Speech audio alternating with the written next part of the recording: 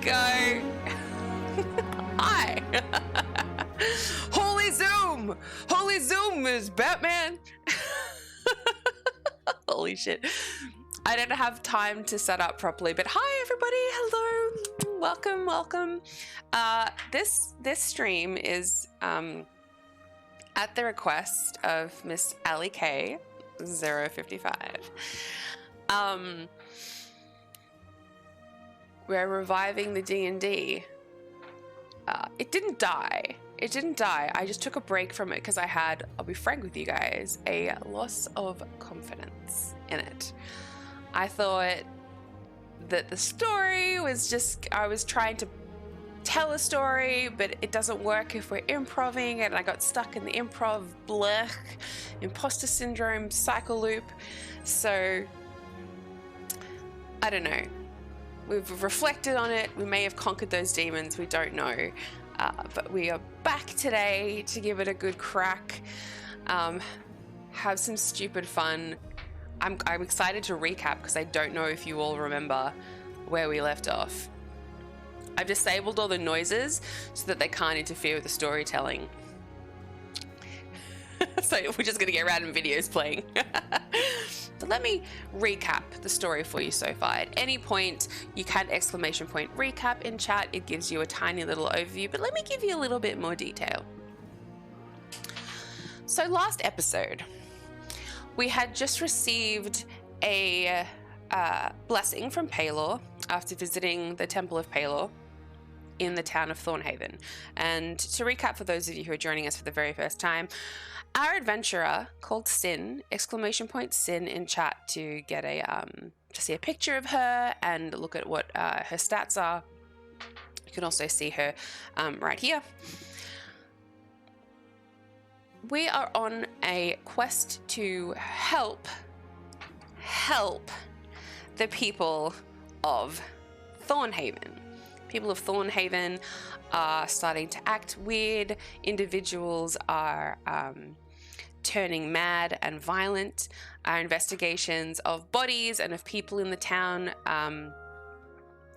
led us to realize that they are slowly being driven mad by crystals and blue shards. That's why they're called Shards of the Abyss, growing inside their skulls, which is warping their brains and turning them like very, very violent or just outright killing them.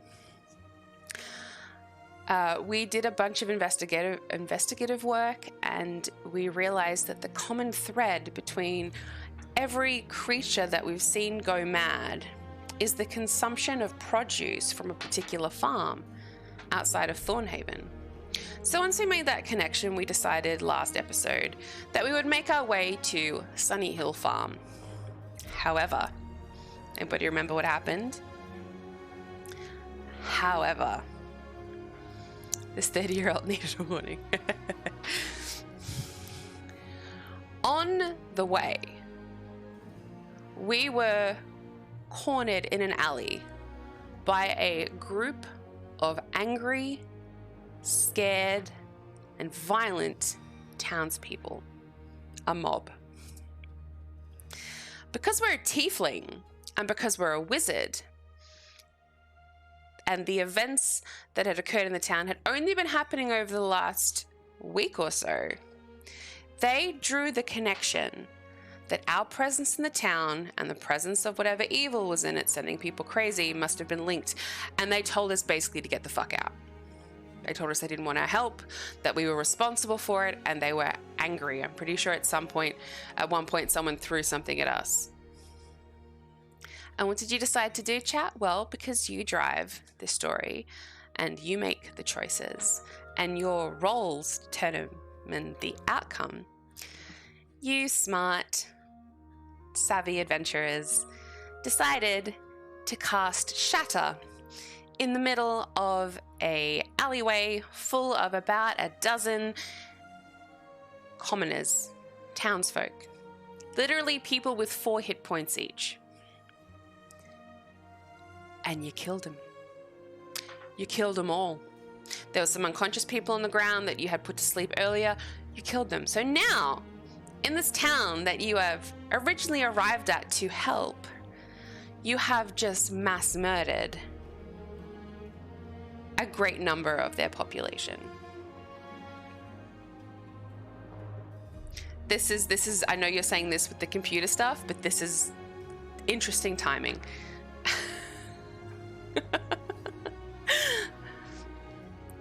So now we're on the run. You manage to sneak out of the town and make your way to this farm. Lucky for you, news didn't spread out in the countryside where this farm was. So you were able to go there, have a very amicable conversation with the farmer. If I remember correctly, his name was Connor. Farmer Connor, the owner of Sunny Farms. And you're able to have a conversation with him and inspect some of his crops.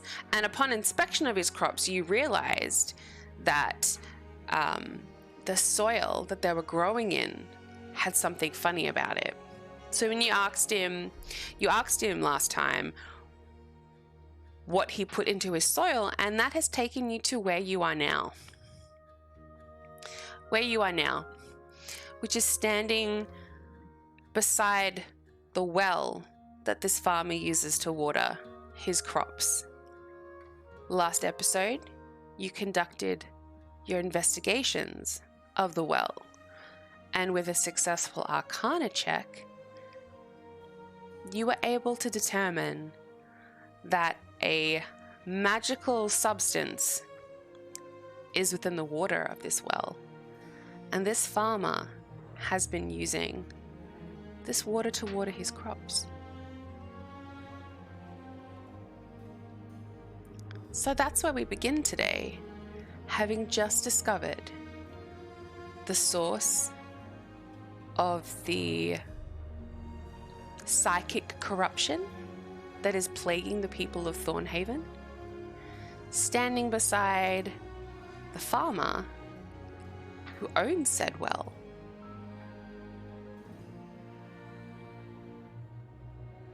Are we ready to begin? Help the villagers.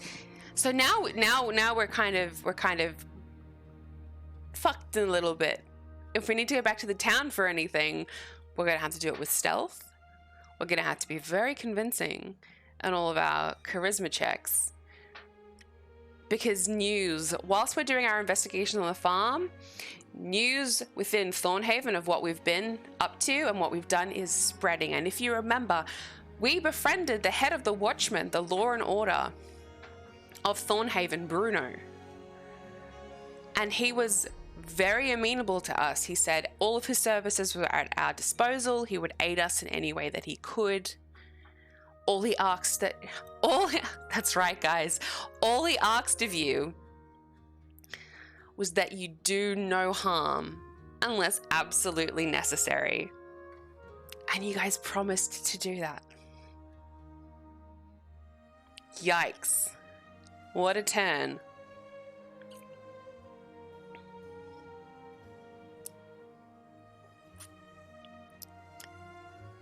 A lot of the chat wanted to fight. I know, mainly mans. Yeah.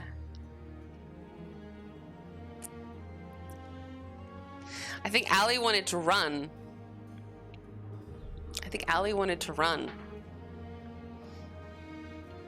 So that's where we're left.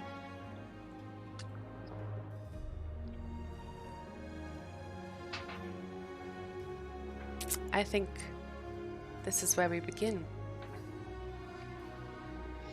So if those of you haven't joined us before, the way you interact on this stream is that I will put a number of options here on the side of the screen when a decision has to be made or a path chosen. And you can vote for the option that you want by voting 1, 2, 3 in chat for each option. So 1, option 1, 2, say option 2, 3, option 3. And we will tally those votes, and then whatever gets the most vote becomes our course of action. If it's a tiebreaker, I get to roll and you get a random outcome based on my roll. You don't want ties. What's the other thing? Oh, and then when we need to call for checks, I'll get people in chat to roll exclamation point, usually D20 in chat. And you will roll for us, and then your outcome decides our fate. Also, if we are rolling damage, I will get a number of people who have been active in chat to roll the damage die, should they be combat.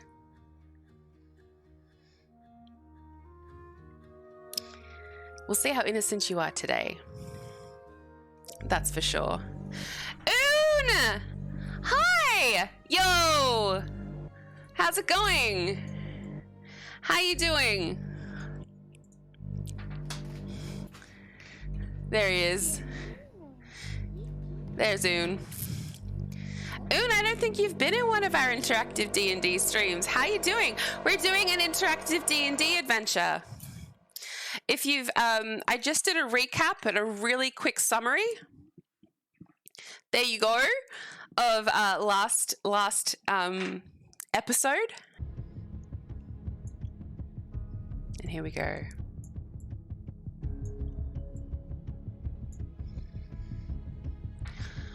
So you stand over this poisoned well. You see a blue sheen, not visible to normal eyes, but because you are a wizard, exclamation point sin in chat to get a link to see what sin looks like and to see all of her stats and spells. We are a wizard, level 5, tiefling. But with your arcane focus, you can make out this residue swirling within the darkness of the water of this well.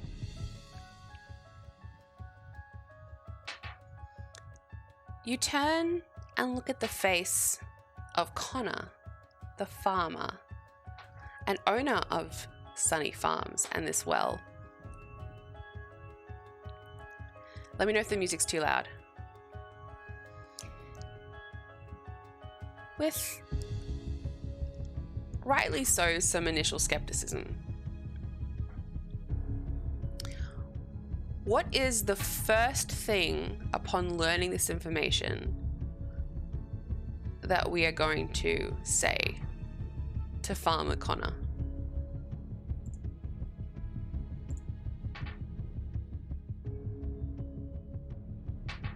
So this is how it works, chat. If you want to ask the farmer and his family if they've eaten any of the crops, type in 1.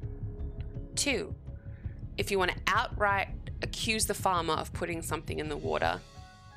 3, if you want to tell the farmer outright that his cabbages are responsible for killing the townsfolk. 1, ask the farmer if he's eaten any crops. Innocent question at this point. 2, accuse him directly of putting something in the water. 3,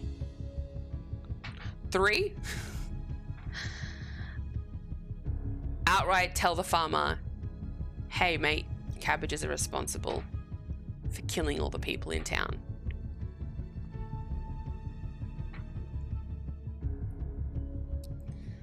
Overwhelmingly, it seems we're going for 3.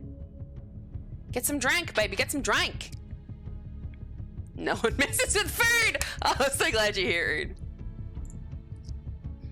Okay. You turn to Farmer Connor and with seriousness, you turn around and say, this well, oh my God, I'm gonna get these.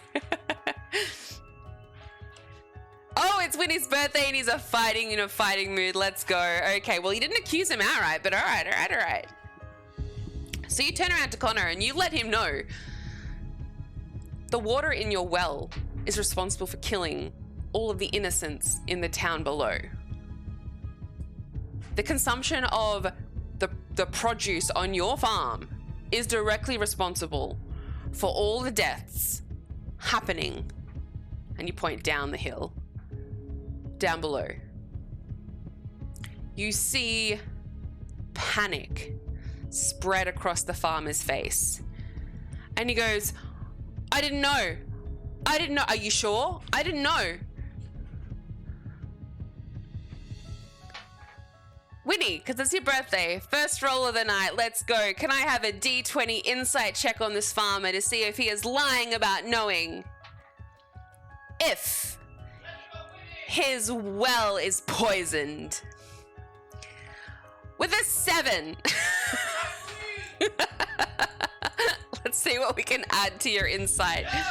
No, we get a +4. Look at the stats, everybody. We get a +4. That's an 11. Let me roll. Guys, I have die. I have actual die again. I'm so excited. Let me roll for the farmer against it. So that's an 11. 7 plus our mod, the fire, 4. I actually have die again. I lost all of my die. Ali, thank you so much for the biddies. It says, we added 100 bit to Ali's cheer. Bonus bits unlocked. We added 50 more bits.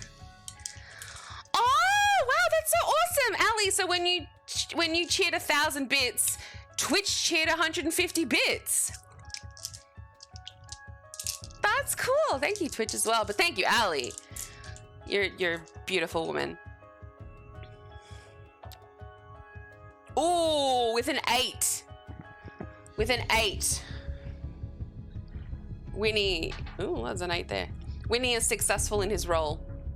So you read the eyes of the farmer and you see nothing but genuine fear and dread in his eyes. He is processing all the information.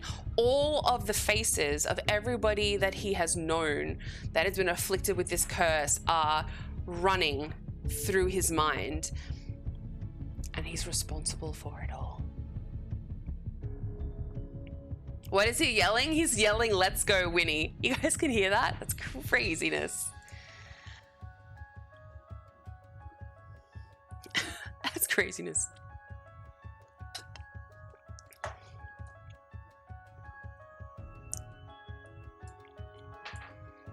Connor starts yammering in complete shock of this information. He's almost still in disbelief that it was him. He was like, I don't understand how this happened. I've got dogs, you see. I've got dogs that are well trained and they bark when anyone approaches the property. That's how I knew the ogres were here a few nights ago. And had anyone come anywhere near this well at any point over the last week, I would have known. There's just no way it can be my well. Not at all. You are resolute, though. You know it is this well. And you don't have time to play games. What is the first thing that you do now? Let's see how committed some of you are to choosing violence today. Type number 1. If your immediate focus is on the townspeople, you're going to ask for records of everyone that he sold his cabbages to at the last market, because if anybody hasn't eaten them yet, they need to be notified. Type 1. Type 2. Don't give a shit. This farmer is sus as fuck. We're going to force him to drink some of his own water. 3. Let's destroy the problem. Let's destroy the well. Guys, apparently we are close to it. Ali single-handedly has almost triggered a hype train. We have a minute and a half left to start a hype train. Just letting you all know. I don't know if that comes up in your chats or not. But yes, what do we want to do? Wow. 1, but I kind of want to pick 2. Winnie's picking 2. It's his birthday, taking no shit. Oon chooses chaos. He is drinking that water. Would anyone else like to vote to see what happens? He's with the shits today. Oh shit, Ali with the 1. You know what happens. I roll the tiebreaker. With any beautiful lurkers in chat or anybody that has not voted yet, like to break the tie by choosing either 1 or 2. Ali's lovely, that's why.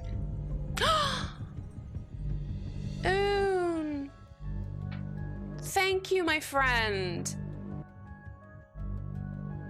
I appreciate you so much. Thank you, thank you. Oon's a legend. This is Oon, beautiful human being Oon. Thank you so much for the gifted subs. To Mission of Sin, Jacqueline, the Freckled Chick, Chaos Warlock, and Demonic Psycho. Thank you. Lovely human being. Oh, we had a tiebreaker? What are you wasting time for? Just shoot it, Didi. I'm trying. Before it breaks free.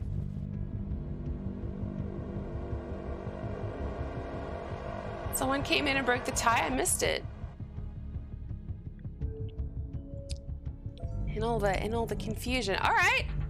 Okay. Shit, we were this close to to making that man drink his own water. I don't know what happened. Thank you for the level 3 hype train as well. Ali and Oon, single-handedly. My love to you both. You need to drink that water, rude. The day is young. Okay. So we're gonna turn around and we're gonna ask the man. All-time record shattered. Setting a new record. Oh, apparently I've never reached a level 3 hype train before. There you go. Thank you for setting. Oh, thank you for the biddies. That's awesome. that solidified the level 3 hype train, which apparently is a record for me. So that's cool. What a last 3 days, you guys. It's been so much fun. Okay, but you turn around to the farmer and you say, I need the names of everybody that you can recall selling your produce to at the last market. They are in danger, they are in need of immediate assistance, and we need to stop anybody else from consuming any produce from, there it is, from your farm.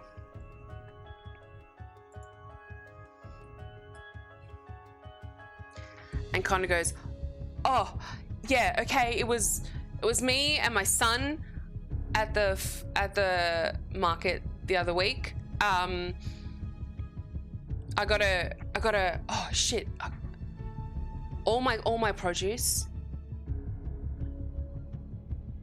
but my family have consumed that produce. Nothing. Are you sure? Are you pulling my leg? Because my family have consumed that produce and nothing bad has happened to us. Nothing bad has happened to us. So it can't be the well. No, it can't be the well, mate. I know why he's got an Aussie. It can't be the well.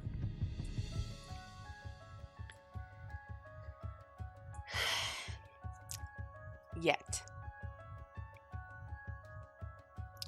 because we know it takes a day to settle in.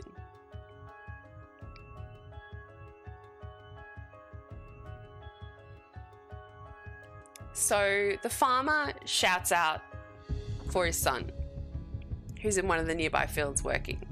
He comes running over and he says, I don't know, Connor's son's called Larry. And he says to Larry, I need you to write on this piece of parchment all of the names that you can recall of the people in the town that we sold to on the weekend. And then Connor looks to you and goes, and then what? What do we do next?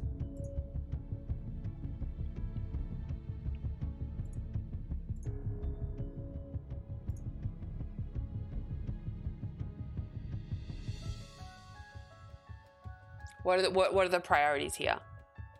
Do you tell the farmer to immediately get news to Bruno, the head of the Watchmen, and alert the town not to eat any of the crops at all, and then go house by house to everybody that's bought them and tell them not to eat the produce, and if they have, I guess they'll need to be quarantined, right?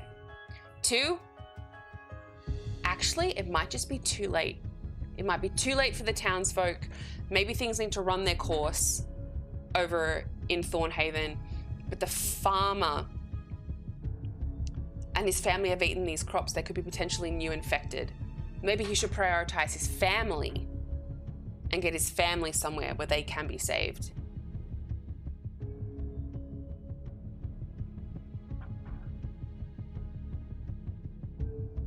Hype trade complete, level 3. Oh no, wait, level 2 is the new record. A level 2 hype train. Level 3 is what we were aiming for. 70% of level 3. Thank you, thank you, thank you for a level 2 hype train on this quirky little channel. I appreciate you all so much. Bruno is the head of the Watchmen. It's kind of like the soldiers that protect the town. He's the head watchman, the marshal, the law in Thornhaven, basically. Oh, definitively number 1. You just turn around and don't even answer Connor and wait, finish the poll. And you say, get that list directly to Bruno. He and his men are going to be on the hunt for me, but I need you to impress upon them that their priority is actually not me. You are a mass murderer in that town. Is not me, but instead rallying up all the people that have consumed the produce and getting people to basically stop eating vegetables in the town of Thornhaven. Everyone is to only eat meat. That is the outcome now. And Laurie goes, oh, yes, ma'am. Right so. Looks at his father. Father gives him a nod. And he legs it. You see him running with all his might down the hill into Thornhaven. This is going to do 2 things now. This is definitely going to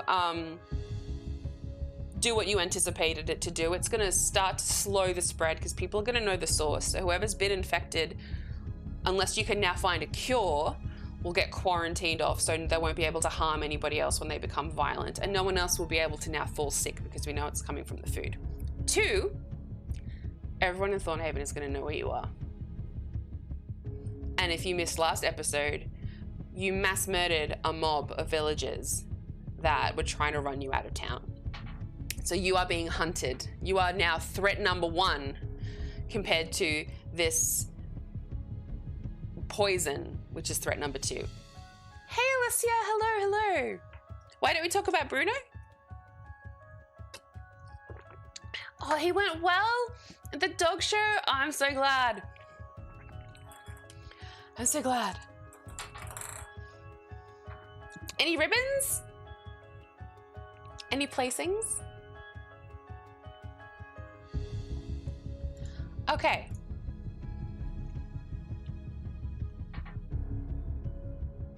You're in the process of saving people. The town has been alerted.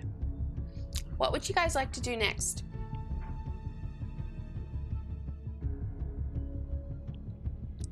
You have this well in front of you. It's full of poisonous water. Oh my God, wait, let me just, for this one.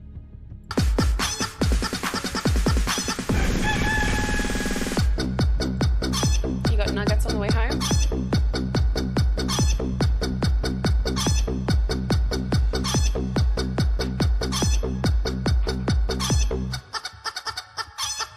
Oh, it's from a movie?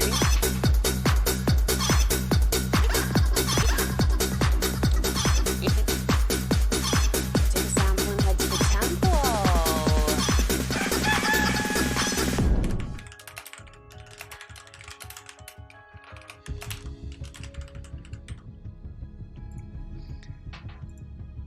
Oh, wait, hold on, I didn't add that last one.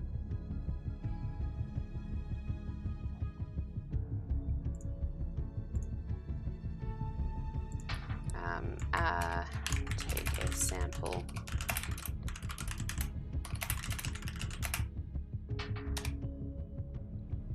I love that video.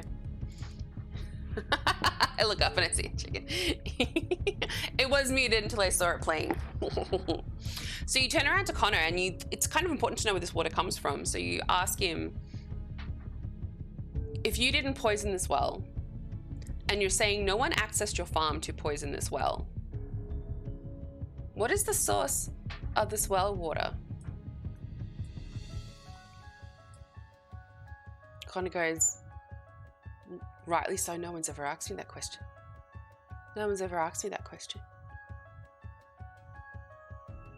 When I was a young boy, I remember my granddad managed to drain this well one time.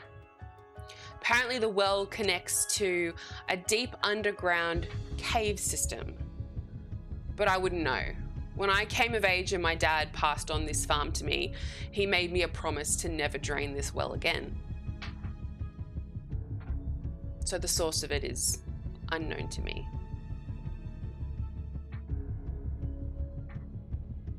All right. We have a lot of options now. We have a fuckload of options, which will make voting very interesting if you all choose something different. We might need to empty this well, which hasn't been emptied in a long time. One, we can try to sneak back into town to try and find a create or destroy water spell. We could try to destroy the water in this well. Two, if you remember correctly from episode 2, you have a very fishy smelling potion in your bag. Could that somehow be useful in this situation? Fish, water, well, water. Might be worth investigating it. 3, let's just destroy the fucking well. Let's just blow it up. Yeah? 4, forget the well. The farmer just mentioned to you that it connects to a cave system. Maybe we need to investigate the cave system to find the source of water in this well. Or 5, Ali's idea, take a sample of the water and head to the temple.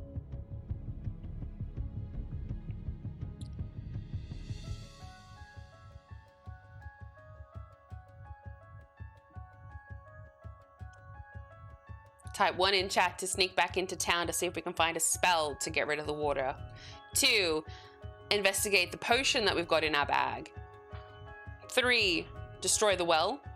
4, forget about the well. Let's go to the cave system.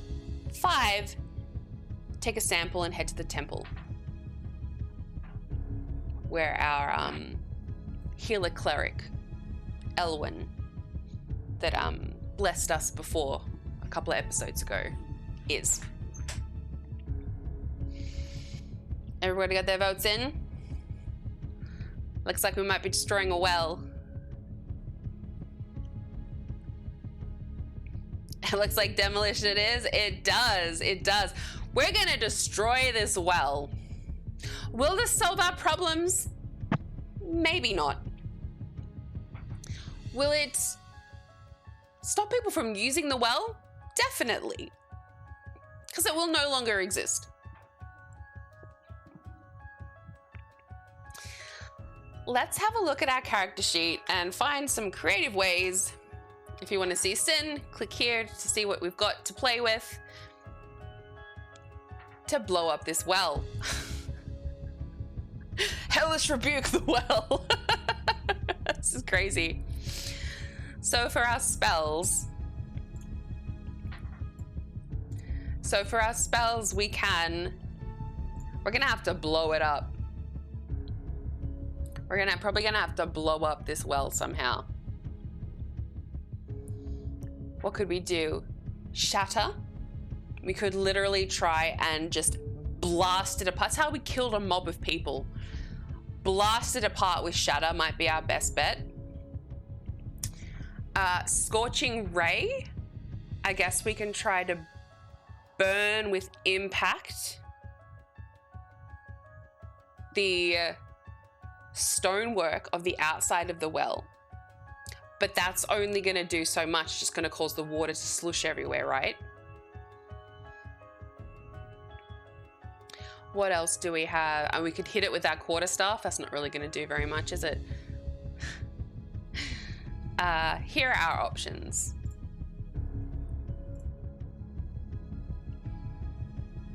Pile of rocks.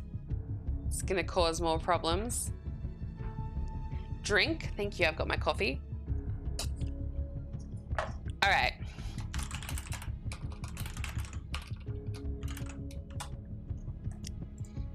All right, we can cast Shatter.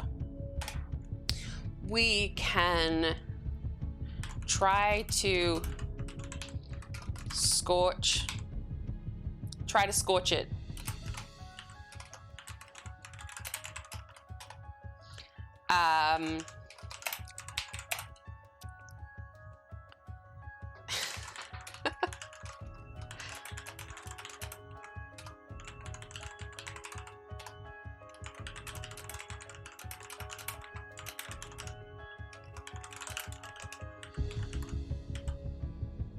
All right, these are our options. Again, you guys are driving this. You want to destroy the well? Let's fucking destroy the well. Okay, you can cast Shatter, right? Which is force energy that goes under the earth. So it is going to cause the entire well. I should be pushing you in any one direction or not, but it's going to cause the well to like disintegrate. Not disintegrate, just like blast apart, right? You want to blow it up. 2, we can try Scorching Ray. We can launch 3 fire kind of lines of fire at it. We can give it a whack with our quarterstaff. 4, we do have our farmer companion here with us. We can ask him if he has anything explosive on his farm. And with a successful roll, he will produce something that go boom.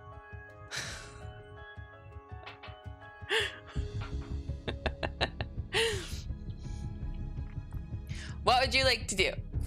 Shadow worked for us the last time we used it. It did indeed. The last time you murdered a dozen people like that. All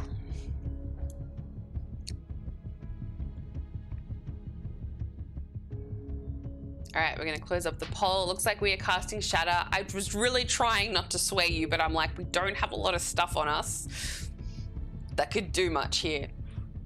We're going to cast Shatter. Now to cast Shatter, it's a Constitution saving throw. This is an inanimate object. It can't. So your Shatter is going to automatically hit. We're just going to hit. You guys going to make me look something up. So D&D...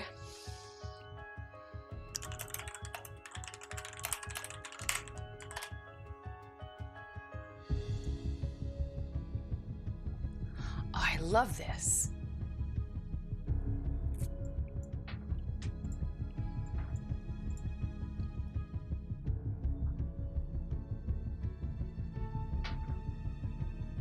All right, let's see how many hit points it has.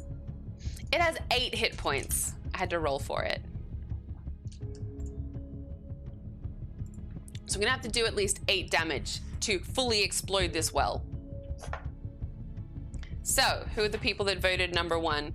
Winnie, can I get a D8 from you? Mans, can I get a D8 from you? And Ali, can I get a D8 from you? We will add those 3 D8s up.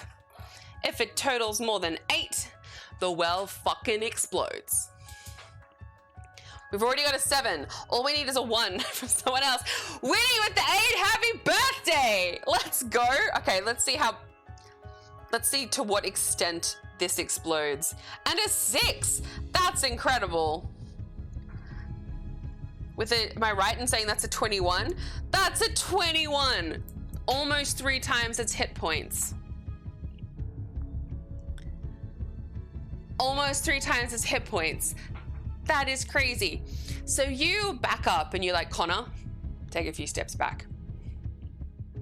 And you get your quarterstaff and you slam it down onto the ground, and this wave of force energy kind of goes down under the surface of the ground and ripples a little bit, and then underneath where the it's the best bit.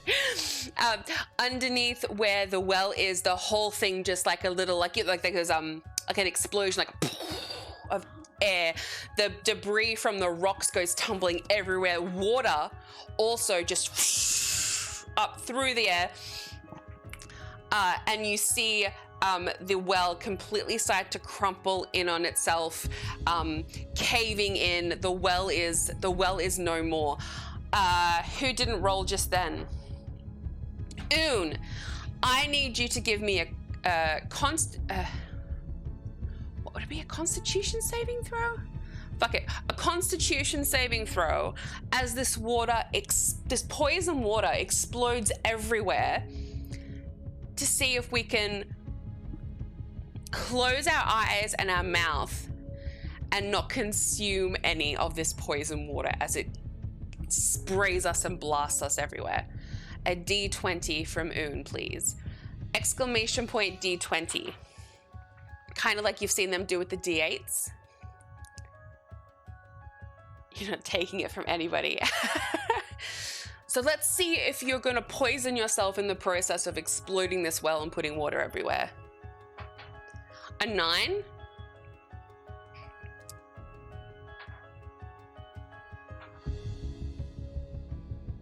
We have a +2, which makes it an 11. That is still not beating my required DC of 12.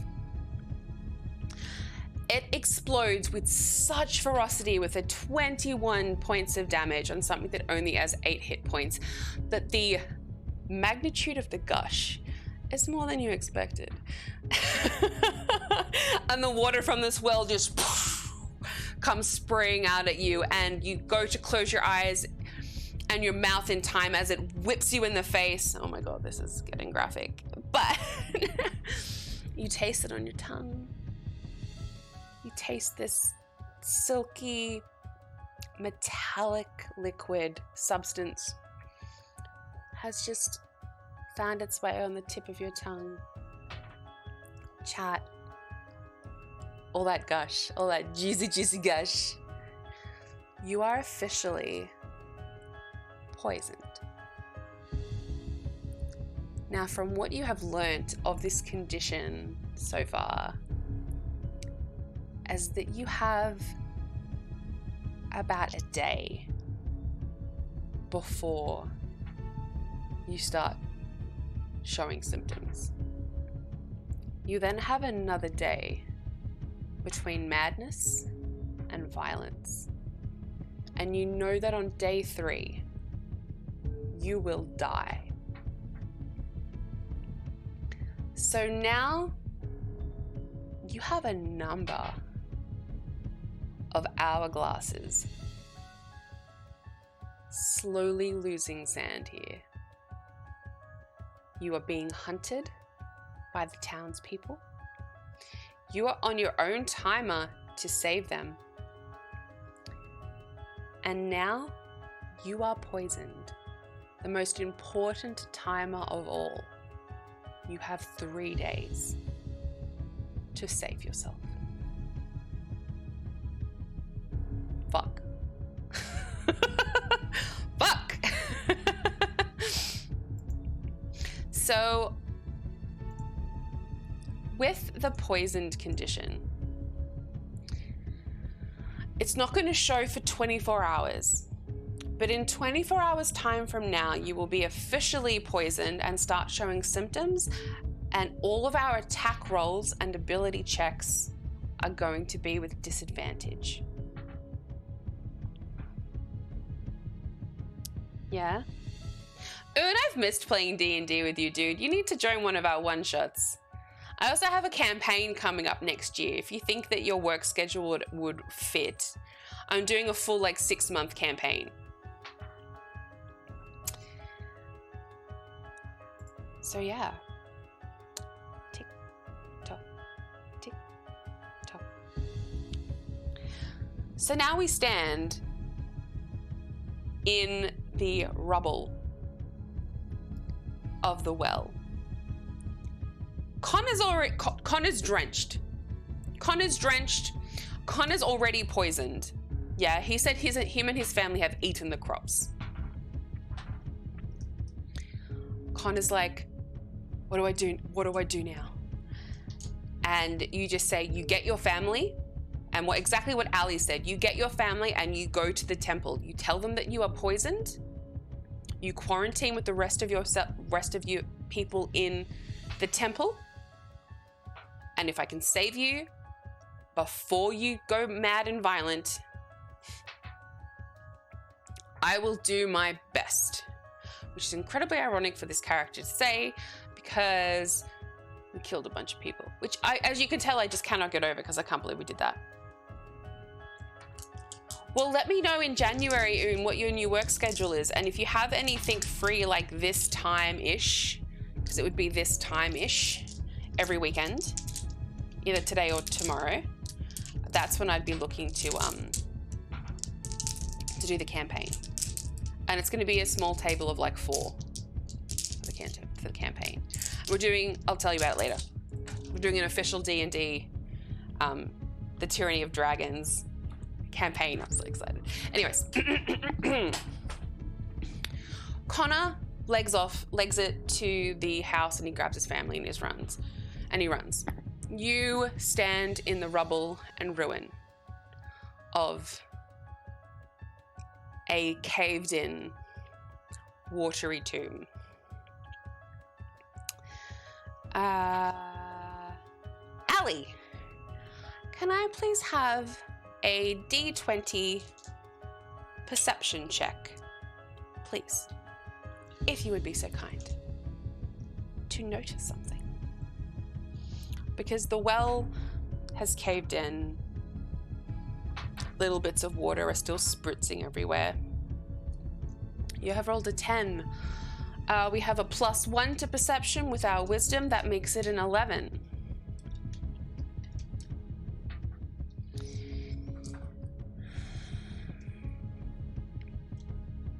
You get a sense of not being alone. You're trying to compose yourself. You're processing the fact that you are now poisoned. The well is broken. You're trying to figure out what your next moves are. You know that Larry, who has gone down to the village to alert the watchman, regardless of you telling him to impress upon them the importance of locking up the people and who have eaten the vegetables, you know that he's probably still going to send a squad here for you. So you're processing all this information. But you get this sense that something on top of everything not being right is not quite right. And a few of the rocks that have caved in the well, instead of kind of slowly caving in and falling down, they seem to be coming up. And you look, and with an 11, you're perceiving this happening, but you're not feeling any kind of impulse to react, because it was only an 11. And you see this green, slimy hand, clawed fingernails webbed in between each of its fingers, sticky looking, emerge from the rubble and grab a hand onto it. You hear a kind of noise, this but bubbles being blown, kind of groany noise, and you see a shoulder kind of covered in barnacles and goopy seaweed and algae, not seaweed because it's not the ocean, algae, slimy shoulder kind of appear, and then a head starts to pop out and another arm. The face is completely bloated. The humanoid features of its face are bulging. The eyes are wide and bulging. The cheeks are puffy, greeny gray skin, a kind of imagine like a fish-like kind of kind of mouth, kind of. I'm so sexy, you guys. Try and crawl out of its way. It pulls itself up out of the well, squishy and squelchy. Its mouth doing that, fish out of water. kind of thing.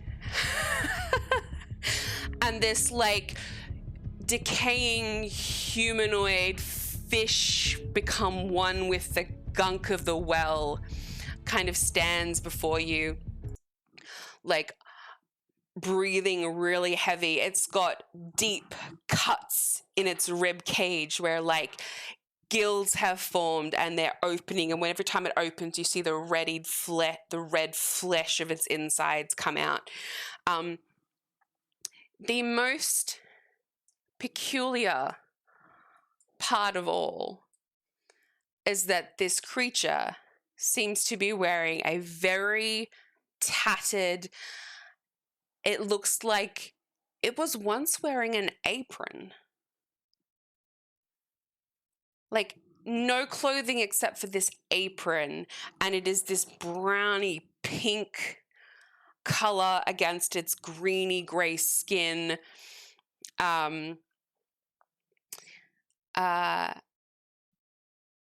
Hair, like, you know, tufts of like long hair, but like in like little strandy bits. Imagine like the way Gollum's hair kind of comes out in like little sprouts. This thing stands before you. Allie, you remembered! Holy shit, girl! I just put that in to see if anybody would remember. Holy shit! Yes! Oh my god, can we give this to Allie, please? So, an episode ago, I turned around and I mentioned that Connor the farmer's mother went mysteriously missing one day when he was a teenager. And he recalled this memory of his mom in a pastel pink apron making like apple pies and shit for the family. And he was talking about her quite promisingly. This episode, I just dropped a little nugget before that the father emptied the well once, never emptied it again, and told his son to never empty it. Yes. Yes. Oh God, I love that you put that together, Allie. That was like, I'm like, oh, no one's going to remember this. It is Connor's mum. So with that, beautiful Allie, can you give me a DC history check? A DC history check to see if our character can recall, now based on putting this together, what kind of creature this is now in front of us. As we prepare ourselves for my favorite part of these Chat Decides D&D sessions. An exclamation point D20. Sorry, lovely. Exclamation point D20 for a history check. You just need to get above 10. And we have a modifier of +6. You just need a 4 with an 8. Amazing.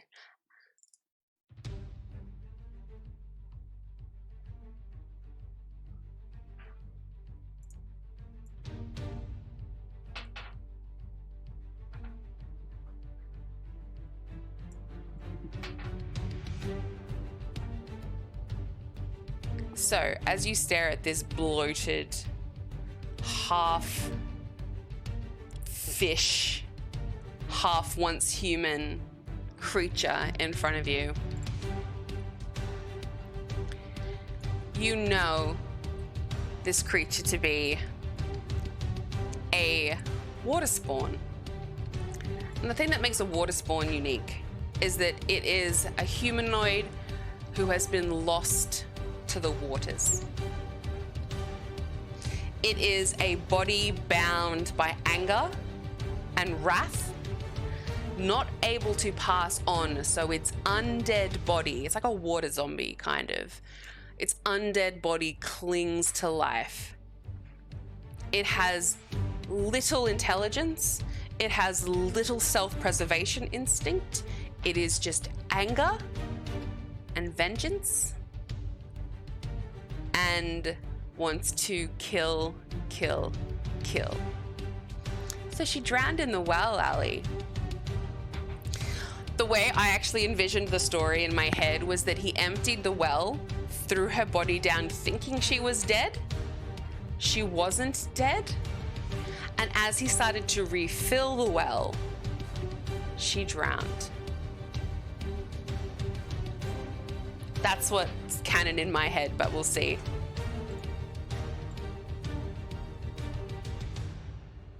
Okay. So we now find ourselves in a one-on-one battle. Is it going to be easy? No. With a spawn. With a spawn. This fish-like creature, like imagine like it's grown, what are they called, like fins and webbing on its body. They look barbed and sharp. There's little bits of, like I said, like barnacle-y things that, I don't know if they grow in wells, but whatever.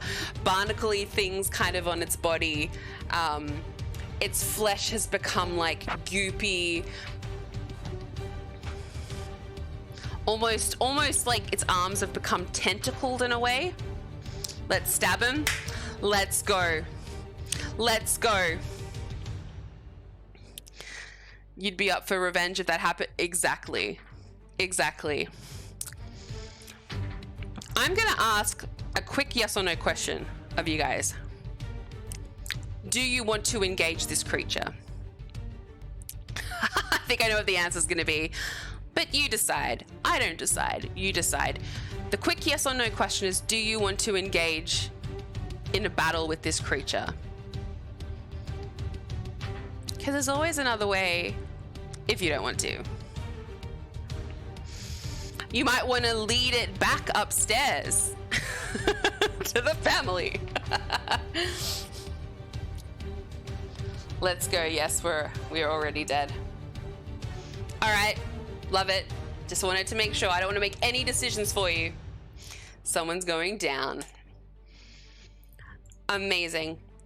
Man sets fire. Can I please get a D20 for an initiative roll? Let's just see where we are in the scheme of battle. The spawn rolled a 4. You just have to beat a 4. You rolled a 15. We are going first. We are going first. So because we backed up from this well, I'm going to say we're about 20 feet from the well. So we're at distance. So we have our combat distance options. Let me know if the music's too loud. So we had a 15, they had a 4. I don't usually do manual stuff with encounters, but I definitely do here. How many hit points do we have? We have 36 hit points plus 7 temporary hit points from getting blessed at the Temple of Paylor earlier, so that will definitely help us. That brings our total to 43. We have 43 hit points in total. Amazing. What do you guys want to do? What do you guys want to do to this creature? Type 1 to launch a firebolt at it. Type 2 to launch a ray of frost at it, which is, you can imagine, is like a giant icicle ray. It also inhibits their movement, so if it hits, it's less. Scorching Ray is one of our big spells. It is 3 massive blasts of fire. Shatter, we've launched that before. We can make the ground under it explode again. 5, we can try to send it to sleep. 6, we can take a defensive action and we can cast Blur upon ourselves. We are a squishy wizard. We do have an armor class of 17, so we're actually not too bad. But yes, we can cast Blur upon ourselves, kind of make ourselves look like a shimmering image, so it makes it harder for the creature to hit us, and gives them disadvantage on their attack rolls. Music's good?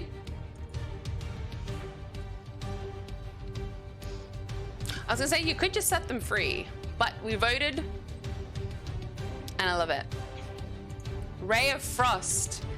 All right, we're going to cast a Ray of Frost at this creature. A frigid beam of blue-white light streaks forward at a creature within range.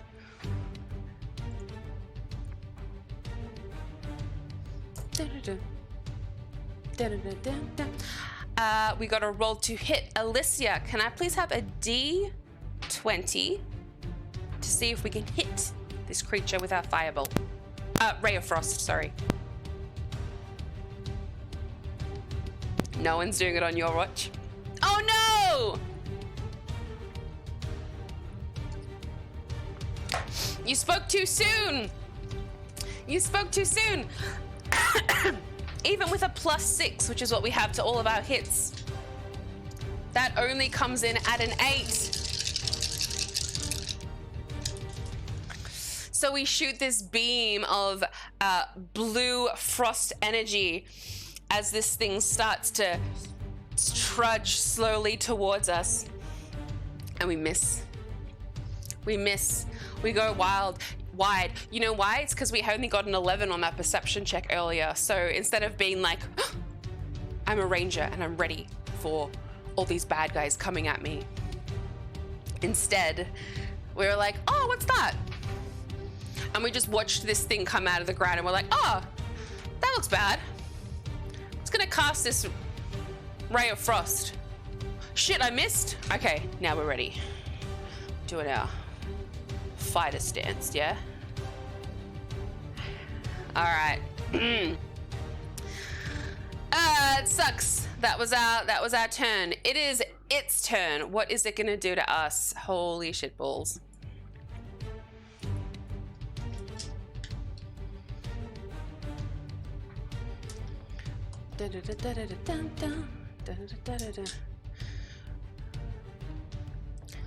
All right, it has a speed of 20 feet. You're lucky I said we were about 25 feet away.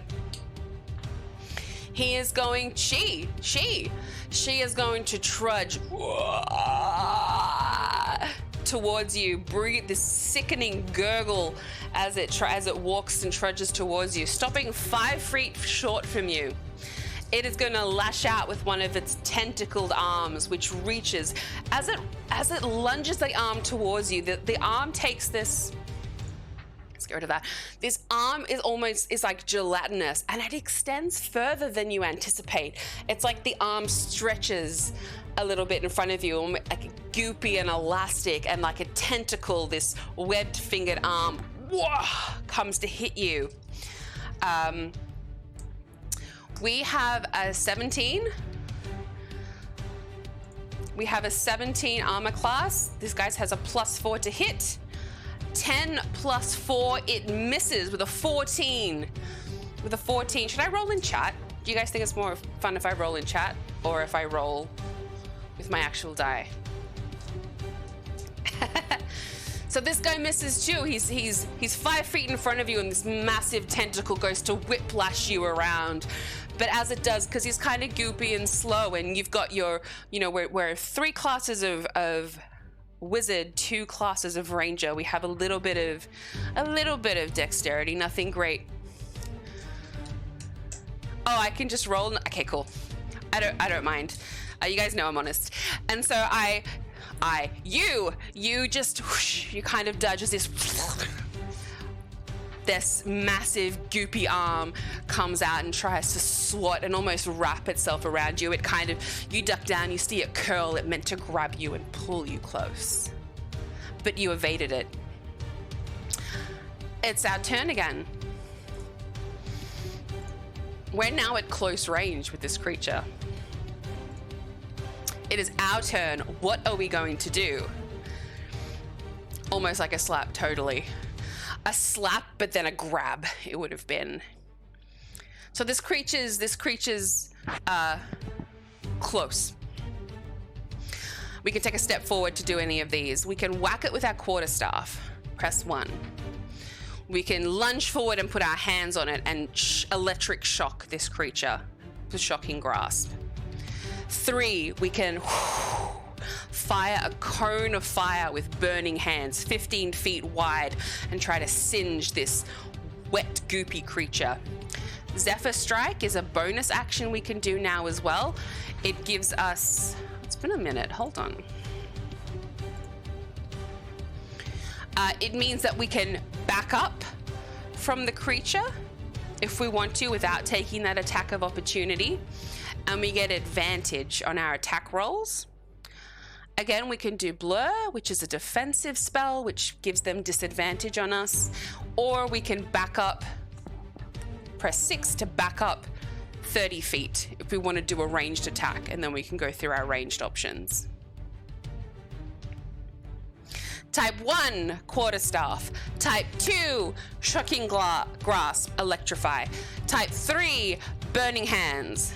Type 4, Zephyr Strike, which is a bonus action. Type 5, Blur, defensive action. Type 6, Backup.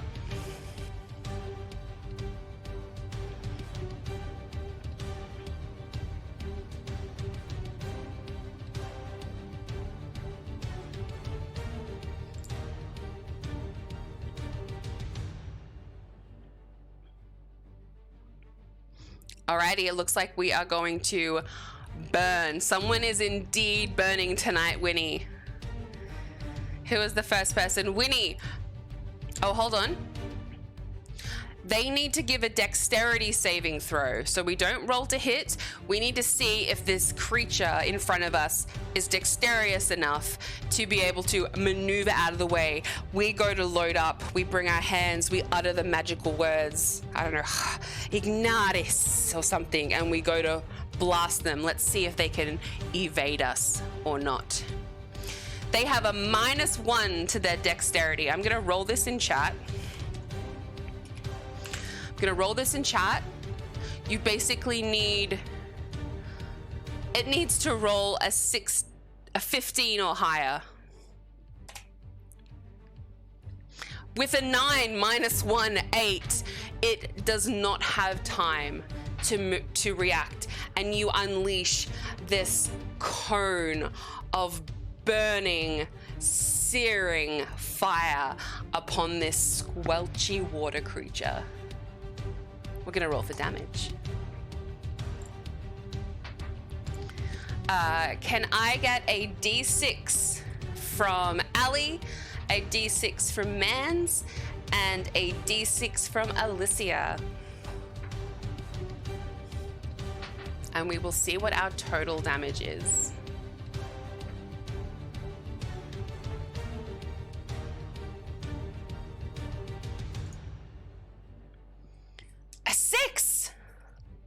A 6 and a 4 and 1 from Mans, a D6. Already that's 10, which is awesome.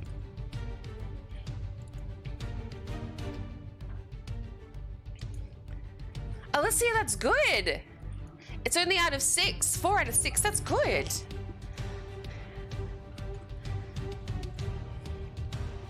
Mans, that's fire. A D6, please, baby. And a 3. Not bad, not bad, not bad. 13 fire damage. It was gonna take half irregardless. Tonight, so we were so low numbers. Okay, so manual maths. That makes that their HP. All right, you unleash this fire on this soggy creature, and immediately its slimy, fleshy skin, you can see it start to cinder and almost like crack, like if you ever like deep fried a fish and its scaly skin gets like toughened and flaky, that's what, as the fire dissipates from your burning hands, that is what you see in this creature before you. The apron that it was wearing is disintegrated, gone, burnt away. Now you're just left with the putrid, greeny brown, really like, it smells awful. Like, imagine like that dirty, manky seaweed smell, that fishy, salty seaweed smell now on fire. You know how that makes everything just smell more? This creature stands before you, reeling from the heat that it has not experienced in decades. It has only felt wetness, and it reels from it, but it is its turn. Again, we're going to roll to hit. With the 16, plus 4 with a dirty 20. With a dirty 20, it takes a stumbled step forward, and it is going to try and, as opposed to the tentacle attack, which was kind of like a whipping motion, this one is going to try and, it's just going to try and smack you with its two hands. It's coming at you like, ah. So the first one hits. It is going to do 1d4 plus 2 damage to us. 4 plus 2, it's doing 6 with the first hit. Let's see if it hits on the second hit. Let me roll again. It needs a 17 or more to hit us. A 19 plus 4, 23. The second one hits us. Again, comes out with the other side. It's only a 1 plus 2, so 3.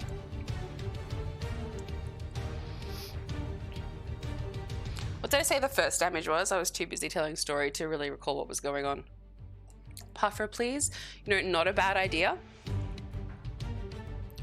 Oh, the first one was a 6. So 9. It is going to hit us for 9 points of bludgeoning damage as it essentially just punches us with its 2 arms. Because it is also within range,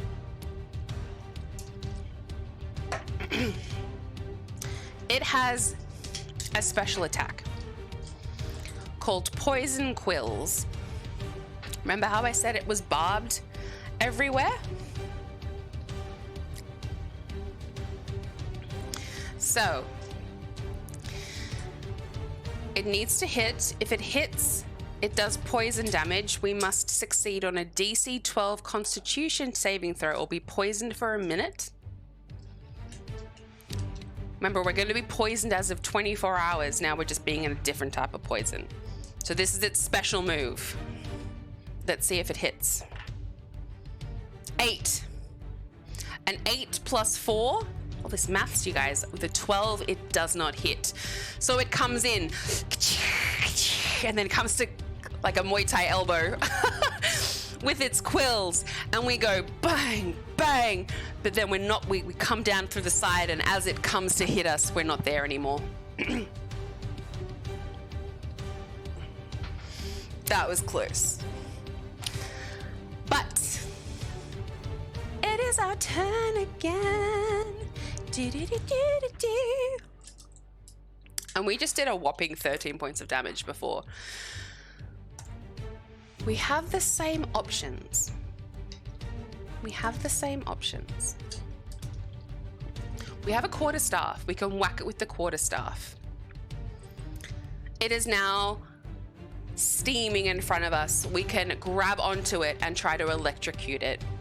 We can burn it again. It worked last time, it could work again. Zephyr Strike, we can give ourselves advantage on using the quarterstaff if we want to, and be able to move without opportunity attacks. 5, defensiveness, as I've said, blur. 6, we want to do range spells. We want to be able to do our Scorching Ray. We want to be able to do Shatter. We need to back up. Yeah? While you vote, thank you, beautiful Ali. I will go take my puffer. I will be right back. Just chat amongst yourselves. Such a patient cat. All right, you guys have decided to Burning Hands it again. It worked so well before. We're going to do it again. Remember that we only have 4 spell slots for first level Burning Hands, which is fine. Just means we'll have to take a rest to recharge our spells if we use them all. Okay, Burning Hands. It needs to make another dexterity saving throw. I'm going to do this in the chat. It needs to get at least a 15. Because it has a plus, it has a -1. Ah, 16, which means it is a 15, which means it evades our Burning Hands. It's right in front of us. It comes up. I can't do the noise with you here.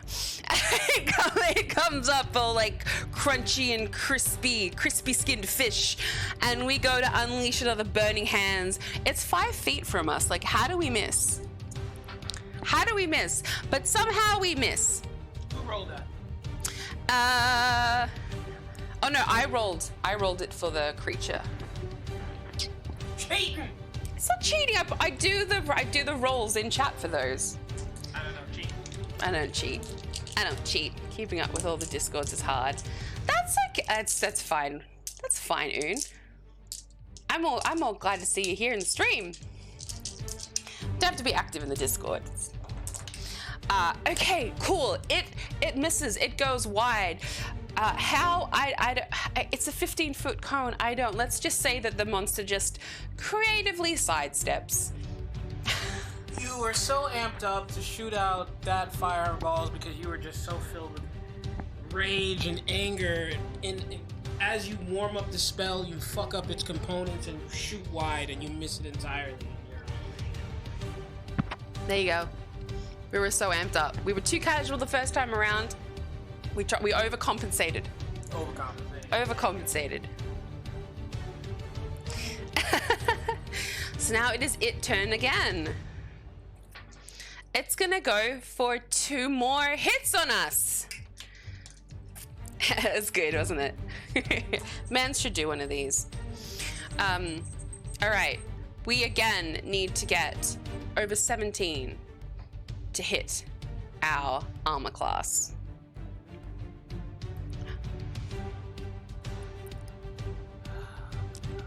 Tell them. She rolled a 17. I rolled a 17. The first one hits. Bang! Another fishy fist to the face for 4 points of damage. It's gonna try and hit us again with the other arm. Fish slap to the face. That's only a 6. Yay! Plus 4, 10. Does not hit. The second one misses. So we get another wallop upside the face with a... Guess like getting slapped in the face by a crispy skinned fish. We get one, but we're not gonna let ourselves get hit by another, and we duck the other one. It also gets a special attack every move. This time it is going to try and, in frustration, bite us. Yes, when you got fish slapped. We got fish slapped. We got fish slapped. Do you like fish sticks? No. Do you like putting fish sticks in your mouth? Why? Are you a gay fish? What? Focus on your team. It's from South Park. Did anyone get that? Any South Park fans? Una'd get it. All right, let's see if it can bite us. With another roll of a 6, it does not. This creature is... Winnie got it. Alicia got it. Nice. That's what the creature is. But imagine like a woman in a pink thing. He's not looking. Doesn't matter. Okay. Are you guys going to go for Burning Hands a 3rd time? Oh wait, it did damage to us, so I need to bring our HP down. Yeah. Technically, Just each 4. time it did damage for us. It So doesn't that's matter if you 13. get full over time. Didn't do it before. Oh, temporary hit points. We're still looking pretty with 30 hit points, everybody. We're still healthy. Still healthy. Type 1 to whack it. Type 2 to shock it. Type 3 to burn it. Type 4 to give yourself advantage. Type 5 to give them disadvantage. Type 6 to back up and get our long-range spell options. Like I said, we get Shatter, we get Scorching Ray. We haven't... Oh, Geeth isn't here to remember that we have Hellish Rebuke in our arsenal. We do have a... Next each time- time we get hit, we could be doing a little review. We could be. We'll do that next time. Oh my god. Zephyr Strike. Let's go. Bit of strategery happening. That's a bonus action, so which means we get... We do still have an action. So, You move like the wind. Until the spell ends, you don't provoke attacks of opportunity. Once before the spell ends, you can give yourself an advantage with one weapon attack for your turn. Do you guys...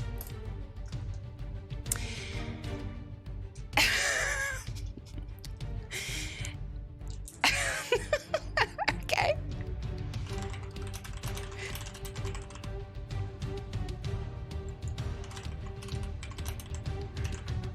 Oh my god.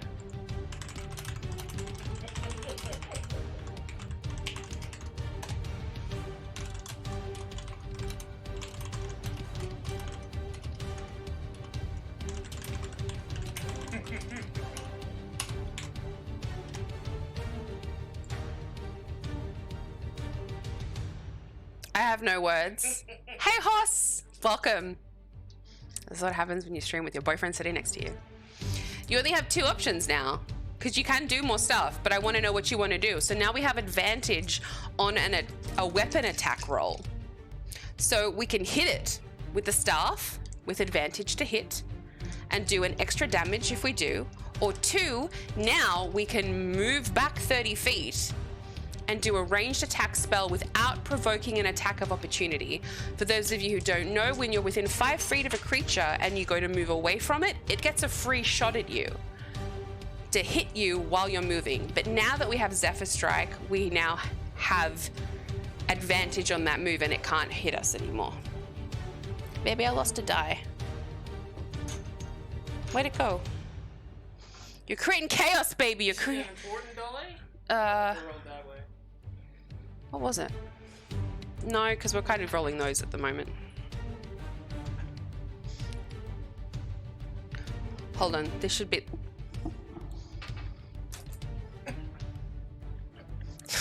Are you having fun? Yes. Are you enjoying yourself? Yes. There you go. Okay. Would you like to have a go after this battle? Tell some story for a bit? Okay. It's all improved.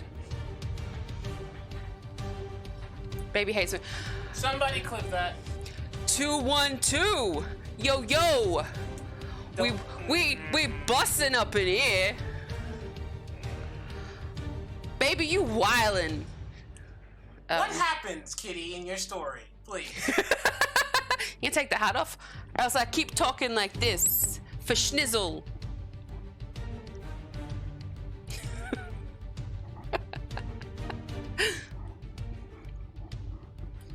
I don't think I'd look too bad in one of these hats if it was actually my size. It's a hat.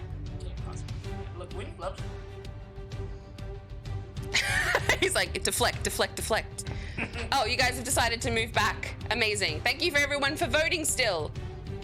This is like a fighting game. I'm all for it. Yeah, just like slow stepped out. All right, so we've backed up. We now have range. We now have range attack options.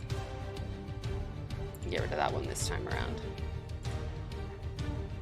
This is what we can now do. Type 1, Firebolt. Alicia. Type, I look good. I don't know. Type 2, so we can try to Ray of Frost with the ice again. Type 3, Scorching Ray. Now these are 3 bolts of light, of fire. Firebolt is just 1. Scorching Ray is a higher level spell. It is 3 bolts of fire. Shatter, we can shatter the ground again like we did the well, like we did the mob of people that we murdered, and try to just like it up from the bottom. Or we could try to send it to sleep. New option. We can try to send it to sleep. It opens up a couple of follow-up things if we put it to sleep. Oh my god, Oon clipped it.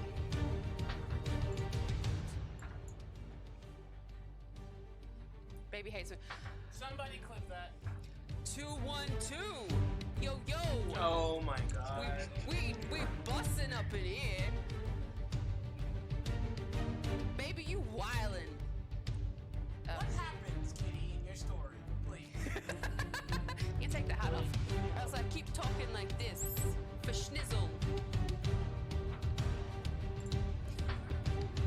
Oh my god. Okay, thank you everybody. Enough of this. Put it back on the good-looking man. We're just going fire. Let's go. Wow. And Ham isn't even here. He just wants to set everything on fire all the time anyways. Okay.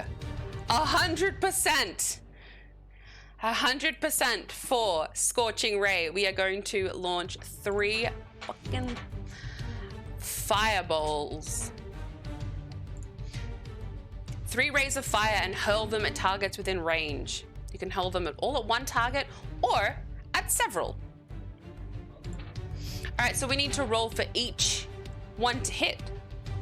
Each fireball to hit. Yeah, each fireball. So can I please get a D20 from Un, an exclamation point D20 from Alicia, and an exclamation point D20 from Ali? Plus. You're not voting anymore. You can vote as Sniper Kitty if you want. We have a 15, an 8, and a 4. Now we have a +6 to hit each of these, so that means a 10, a 21, and a 14. We have a +6 modifier. 2 of the 3 hit. Un's is the only one that does not hit. That's still pretty good. 2 of our rays hit. Each ray does 2 d6's damage. Mans, what you rolling for? That was an intelligence check, and you barely passed. Now we're gonna roll for damage. Can I get a exclamation point D6 from Winnie, an exclamation point D6 from Mans, because you're back, an exclamation point D20, not D20, sorry, D6, D6s. Exclamation point D6 from Un. Let's see if you can avenge yourself and get us something high. And an exclamation point D6 from Alicia again. For our total damage. 5, 10. One alone does 10 damage. Alicia has also rolled a 5. Un, an exclamation point D6 mate. I mean that in the good mate, not the bad mate. And we're gonna Hellish Rebuke on our next one, and I'll explain what that is in a second. Un may have walked away. Ali, could I get an exclamation point D6 from you, please?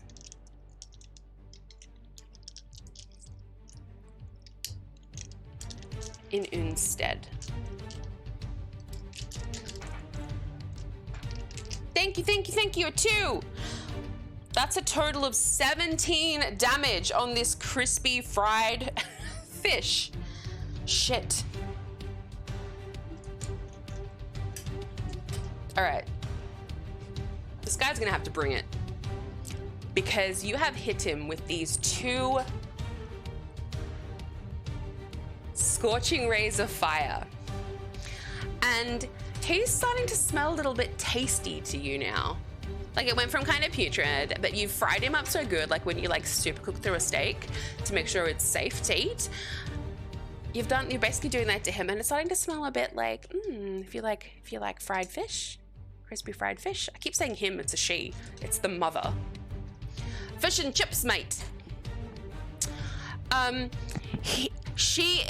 Her flesh has like cracked in places and given way, and you can see the ready, fishy flesh of her insides, and she is bleeding this like really, really dark red blood in all these massive like gaps in her body, that because you've like basically cooked her skin so much, you're starting to kind of rip apart.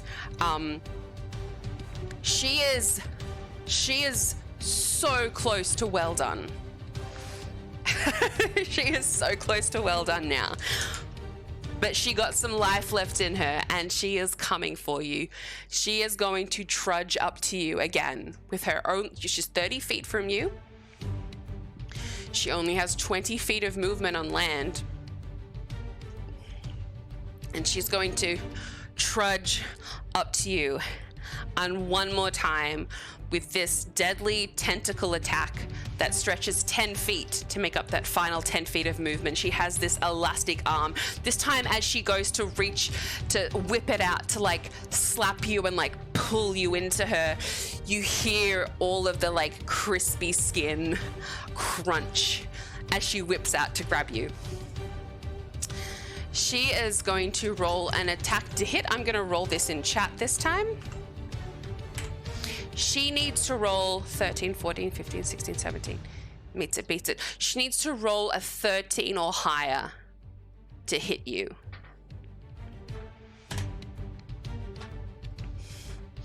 What is with my shitty ass rolls? Last time I DM'd, I fucked people up good. I had so many natural 20s. This stream, not so much. We're not doing so great.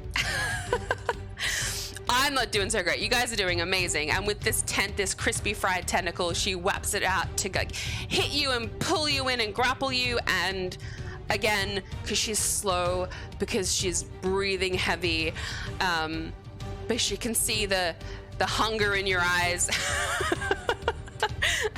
She misses.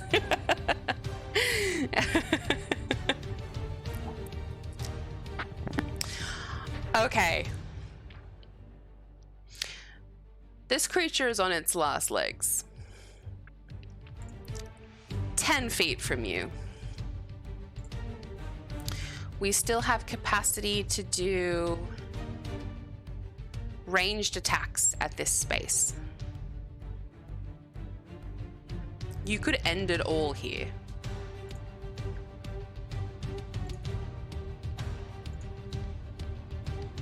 These are our ranged options.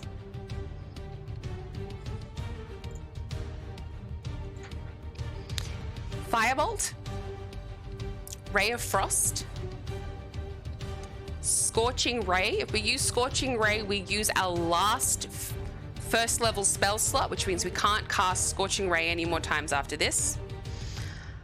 4, Shatter, the Earthquake one. Or 5, we can put it to sleep. If we use sleep, we also use our last first level spell slot. Firebolt and Ray of Frost are cantrips, so we can use them infinite amount of times. Let's get our votes in to see how we close out this battle. Us versus crispy fried fish mama. We got 2 votes for Firebolt so far, 1 vote for Shatter. Ali is also in Firebolt. Any other votes? Is Oon coming in hot with a vote? We might have lost Oon. Alrighty. With a Firebolt, we have to roll to hit. First one in chat, man sets fire. Can I get a D20 to hit? We can add 6 to whatever he rolls.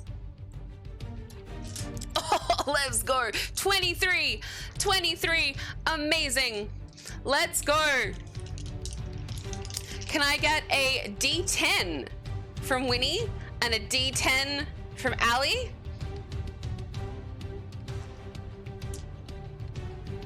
And if I'm gonna tell you, if you roll more than 4 damage, you kill this creature. Winnie has rolled a perfect 10 on a D10.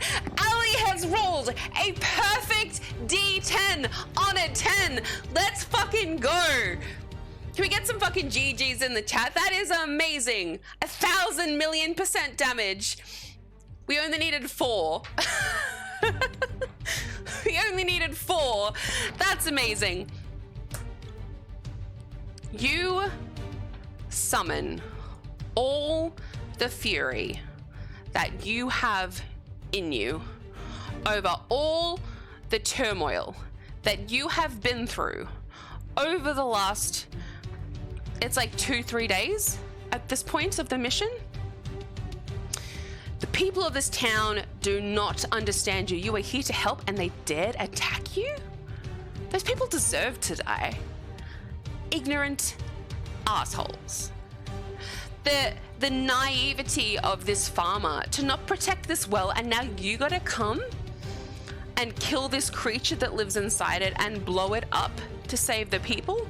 You're doing this out of the goodness of your heart and maybe some gold at the end. And you feel underappreciated, and at every point of the way people have questioned you. Fuck those people. You want everything to burn, and I just broke my pen because I was smashing it against the table as I was talking. Getting into character. And so you summon up all of that, and you hurl the biggest, the baddest, the scorchingest, hotterest firebolt you have ever dispelled in your fucking life, with a perfect 20 fire damage at this really quite poor creature that through no fault of its own has died and reanimated as a fish zombie because they were murdered by their husband. And by the time the firebolt dissipates after hitting this creature,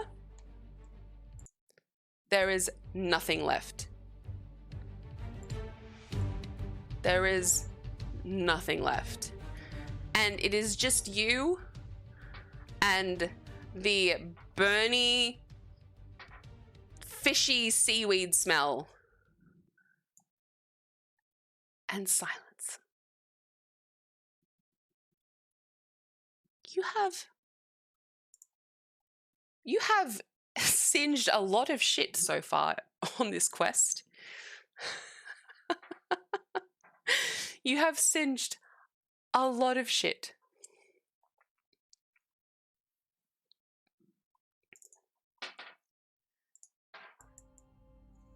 And now, in the quiet of this moment that follows this battle, you have some decisions to make. You're safe. Well, apart from the poison coursing through your veins. You have time. Well, you have 3 more sunsets.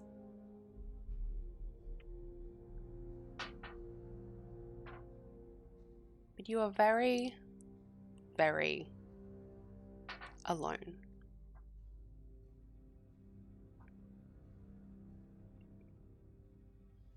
Oh, you exploded it so hard, Alicia, that there is nothing left. The magnitude of that firebolt was like nothing you have ever unleashed before, and there is it literally disintegrated. Here we go. You stick out your tongue, and little bits of ash and ember that kind of poofed in a explosive little ball of smoke falls, and you catch a little bit of fishy, salty soot on your tongue.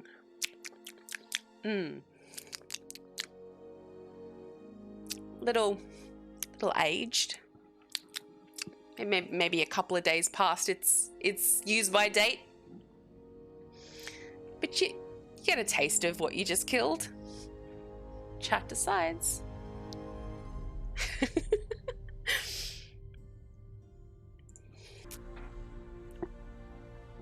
Okay, let me talk you through these.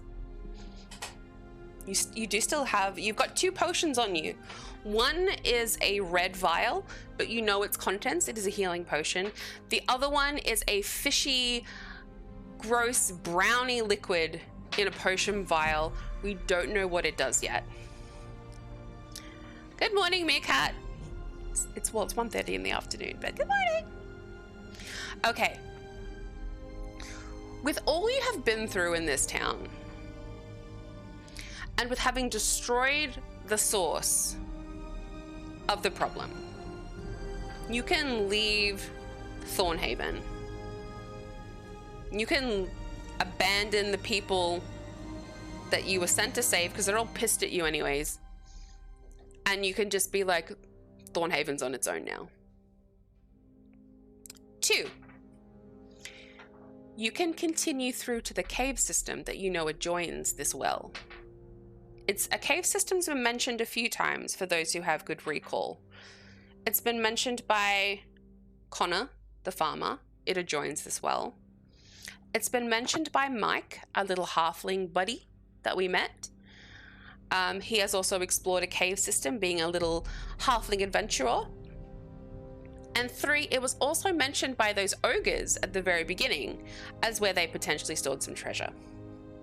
Just saying. 3, we did what we just did in such a rage that I am just going to give you the option to go full murder hobo if that's where you guys want to go. And go, fuck it all, fuck this shit, fuck these people, there's no way to save them, I'm just gonna destroy. I'll give you the option. 4, we need to rest. We can't make this decision right now, and we need to rest. All right. If you pick 1, we are still poisoned. We still need to do some investigation, maybe a different way, but we just will not involve the people of Thornhaven in it. 2, cave system. 3, attack the town. 4, slink off and rest. Thank you, Alicia. So to vote, Meerkat, you type in 1, 2, 3, or 4 in chat. How much money do we have? Well, I can tell you're not going to be able to spend anything at Thornhaven, but we have 100 gold. We have 100 gold on us right now. Enough to buy another potion of healing if we want to, basically. We can go shopping. We have low energy. We took surprisingly little damage. We have 30 of our 36 hit points. Not bad.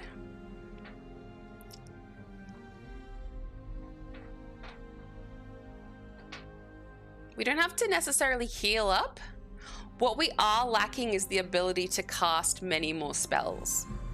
We can cast cantrips at will, but we've only got 1 space for a first level spell and 1 space for a second level spell.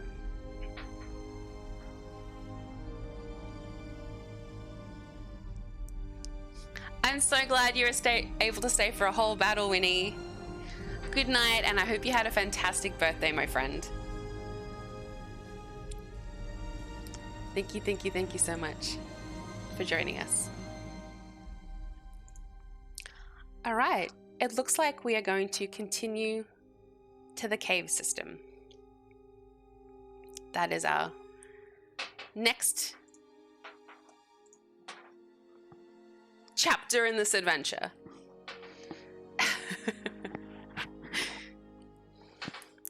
Take man's where? Happy birthday again. Take him into the cave system? Maybe.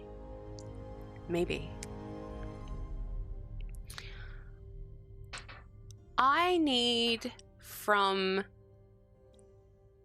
Let's get Meerkat to do it because he's just joined us. Meerkat, can I have an exclamation point D20 for a survival check?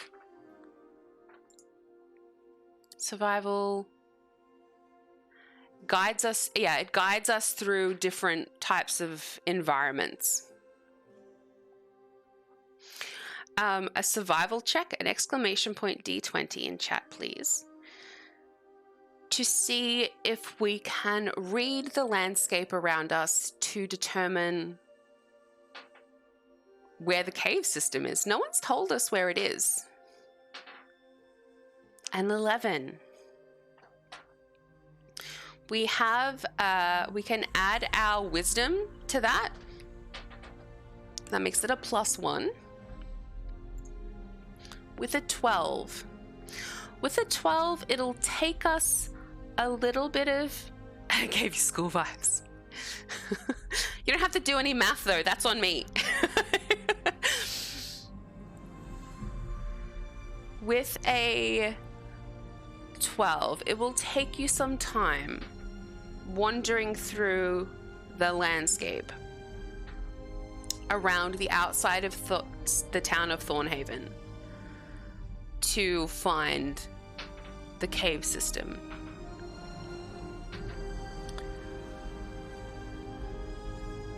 We now have a timer on us. We have 72 hours. I broke my pen. I got too excited before when you guys rolled two full D10s of D10 damage. So we have 72 hours. Let me do this, you guys.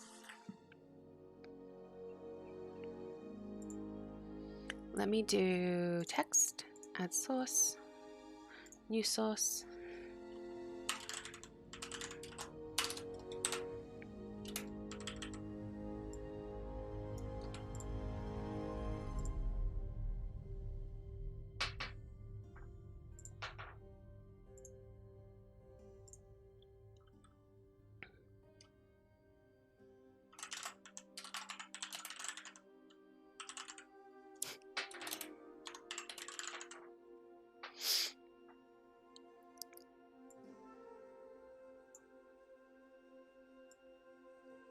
Here we go.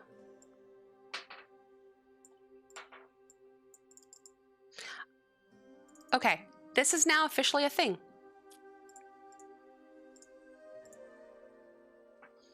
Oh, I don't know what my... See, I get all like funny about my font. I want it to seem like it reflects what we're doing.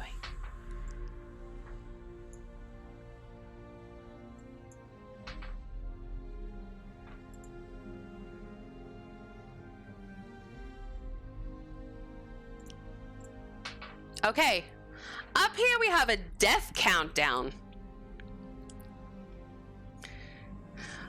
So we have 72 hours until we will die from this poison.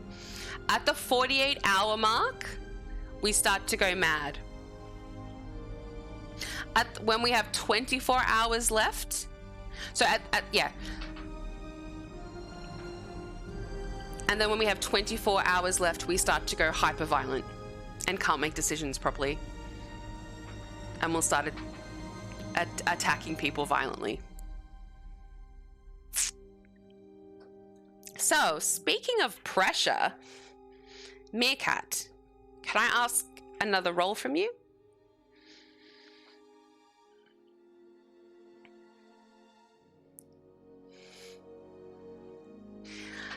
Can I get an exclamation point? No, an exclamation point D6 to see how many hours it takes you to find the cave system with a 12 survival check. Whatever number you roll, we are going to deduct from the death countdown, because it took us that long to find the caves. 2 hours to find the caves. That's actually pretty good. That's not bad. Not bad. Thank you for the ads, my beautiful mods. Okay. We have 70 hours left until death.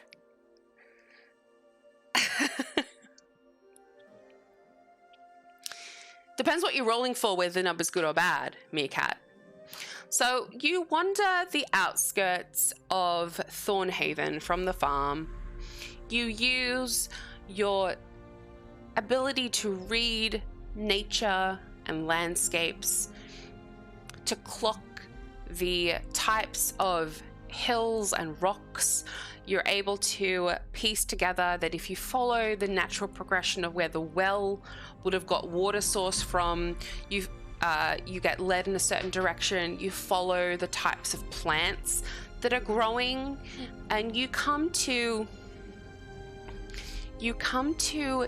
an area in a hilly hillside where two hills kind of converge in the middle, and you find a beautiful rocky stream. And you follow the pattern of this stream until you get to an opening that kind of looks like this.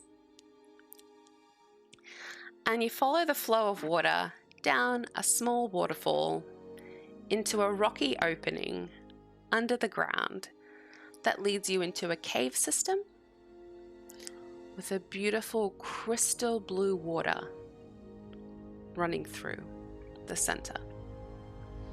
Almost like this background was our intended purpose if you went to the caves all along. Da, da, da, da, da, da, da, da, everything weaves and comes together. Or you guys could have just never gone to this cave system, then I just thought it was a really good background while we told the story. But this is where you are. This is where you are. So imagine that we're here now, but we're at the mouth of the cave. We're at the mouth of the cave.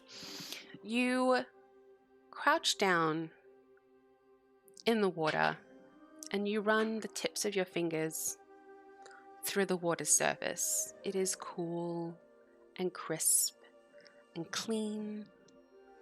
Not a trace of that metallic blue, arcane aura of poison that you saw in the well water. You're parched from your journey. You have a small drink.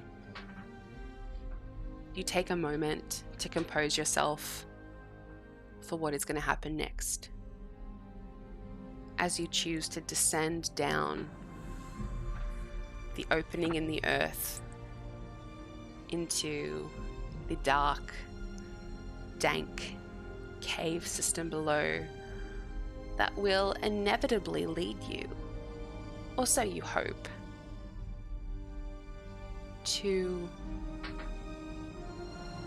the reason why the water was poisoned in the first place, and, sorry my words, and the most important part of all, a cure. A cure for this arcane poison that is now coursing through your body, giving you only 70 hours to live. Everything we do from here on out is coming with an intense time pressure. All of your roles, if you can navigate, if you can find your way, will be deducting time to see how quickly you can solve this mystery.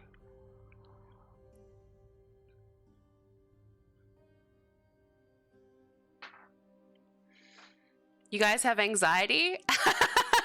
we gotta heighten the suspense.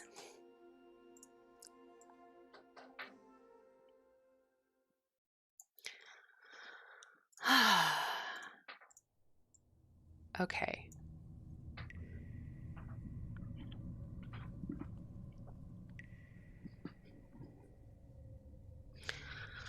Can I have, Allie? Can I please have a DC 20 for a athletics check?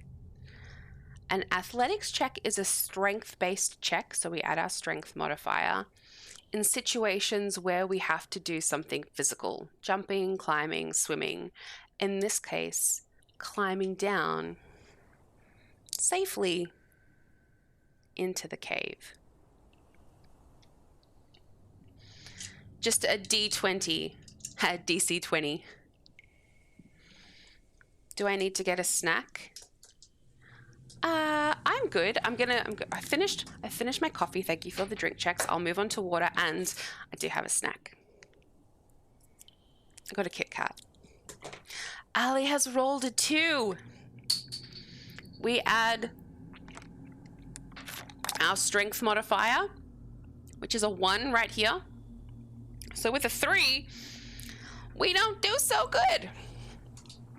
Like I said, water is trickling from the stream down into the entrance of this cave, and it's crystal clear blue waters below.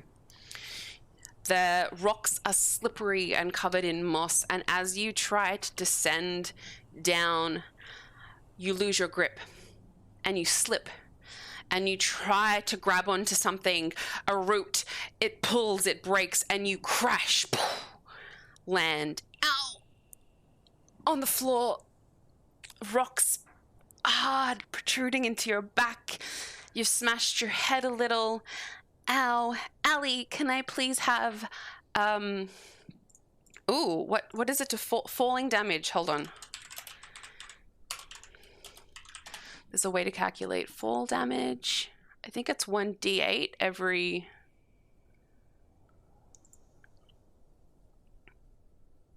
it's 1d6 every 10 feet. What do you guys, you reckon that's like a 30 foot drop? I don't know feet, I only know meters. I reckon that might be... Manset's fire? You're getting used to the conversions. I reckon that's like a 30-foot drop. What's meters to feet? I think it's like 10 meters, which is 32 feet. Yeah. So we're going to take 3 d6s worth of damage as we fall. Oh no. Damn. Ali, can I get an exclamation point D6 from you? Alicia, can I get an exclamation point D6 from you? And Manset's Fire, can I get an exclamation point D6 from you, please? Oh, we don't, this is where we don't want high rolls. This is where we don't want high, you guys take 16. You guys take 16 points of bludgeoning damage as you lose your grip on the entrance here and fall down onto the rocks below. That is half of our remaining hit points. We are hurt.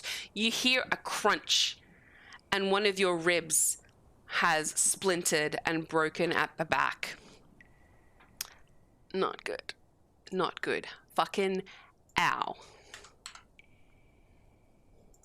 We have 15 hit points left. I'm going to give you the option.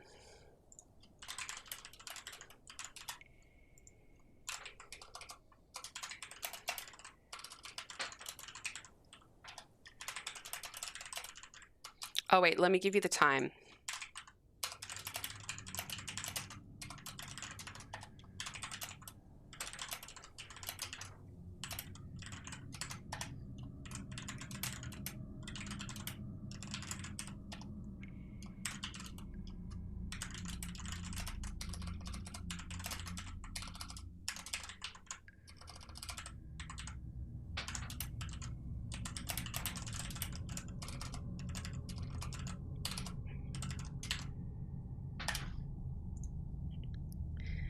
We need to heal. These are the various ways that we can heal now. Some of it's going to cost you time, some of it's going to cost you resources, and some of it's going to cost you your ability to cast spells. Let me talk you through it for those who don't know. You can take a short rest. What a short rest does is we stop for an hour, we roll to heal ourselves. Whatever we roll is what we add to our hit points. Yeah? We can take a long rest. A long rest is 8 hours. With a long rest, we regain all of our hit points up to maximum, and we regain all of our spell slots. Right? Spell and healing, but at the expense of 8 hours. Okay? Depends if you think now is the time to do that. At some point, you're going to have to long rest to get your spells back. Or we can just fight with cantrips. It's really up to you guys. 3, we can drink our health potion. Our health potion will restore us for, again, we'll have to roll. But we won't roll, actually. It will restore us for an automatic 10. We can bounce up to 20 25 from 15 hit points. Remember, our maximum is 36. Or we can use our last remaining level 2 spell slot and we can magically heal ourselves. But it will be our last level 2 spell slot. And then at some point, we're going to have to take a long rest for 8 hours. So chat, can I get a 1 if you want to take a short 1 hour rest? Heal up partially. 2, if you want to take an 8 hour long rest, get our full health back and get all of our spells back. 3, if you want to drink your health potion, heal for 10 hit points. Or use cure wounds upon ourselves and lose our last level 2 spell slot. All of these, because they're all magical, all of these will heal us to a certain point. Yeah, so the broken bones are going to be magically the health potion it's magic, it will magically heal you.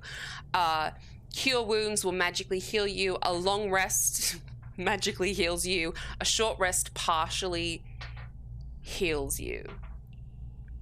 Another thing I'm gonna do, I'm gonna see now, because I'm feeling it. I didn't use said HP. I'm gonna go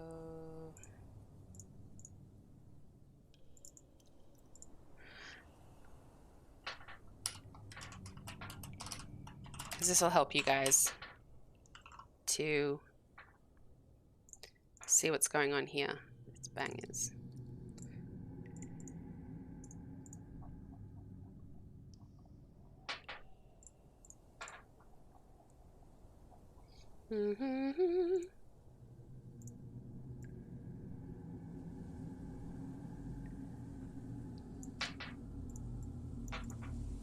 There you go. That's our current, this is good. This is our current hit points. Yeah? So you guys can track how close to death we are. Our AC is 17.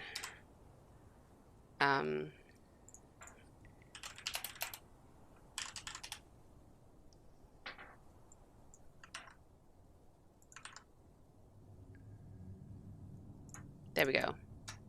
There you go. Oh, we're voting. We are going to take a long rest. Okay. 8 hours. What that is going to do is it's gonna fully replenish our hit points. We're 36 of 36 now. I like this. Why have we not done this before? So AC over here is every time an enemy rolls to be able to hit us with an attack, it's got to beat a 17. Easy. And our HP here is how much health we have. So you'll be able to see it go down as we take hits. And for those of you who know, this is how much time we've got till death. Amazing. We now need to deduct 8 hours from it. We now have 62 hours. So you pull yourself up and slide yourself against where the wall meets the floor. And you tuck yourself in for as restful of a period of time as you possibly can. You light a small fire. You've got the entranceway above you. You light a small fire beside you for warmth to help you heal. You sidle up with your backpack and your bones hurt, and you close your eyes and you descend into a blissful sleep. We can eat. We have rations as well. So we take a minute. We have a day's worth of rations. We've got jerky, some fruit, some hardtack and nuts. So we just take a small handful of each and we eat a portion of our rations by our fireplace. Amazing. So You wake up 8 hours later with a start. Your fire's gone out. Embers are glowing beside you. When you fell asleep, it was daytime, and light was pouring in from the hole above you. You look up, and you see nothing but black. Now, we're a tiefling, right? So we're from the infernal realm. We have impish demon blood in our veins. We have this thing called dark vision. For those of you who don't know what that is, dark vision is the ability to see in the dark. We can see 60 feet around us as if it was still lit. Right, it's not going to be bright like daylight, but it is dim light and we can make out. So we can see in the dark. Pretty handy in this situation. But you wake with a start and you notice it's dark. And above you, you look up and you see blackness. But then you see the flicker of a light. A torchlight? Something that is bouncing off the rocky formations above. It's a really dim glow at first, but eventually the glow is getting brighter and brighter and brighter above you. You move yourself around, you can feel that you've healed. Your bones have magically clicked back into place. You're sore, it hurts, but you feel energized. You feel rested. What are we going to do? What are you going to do as this torchlight above you in the dark at the opening of the cave that you fell down grows brighter and brighter?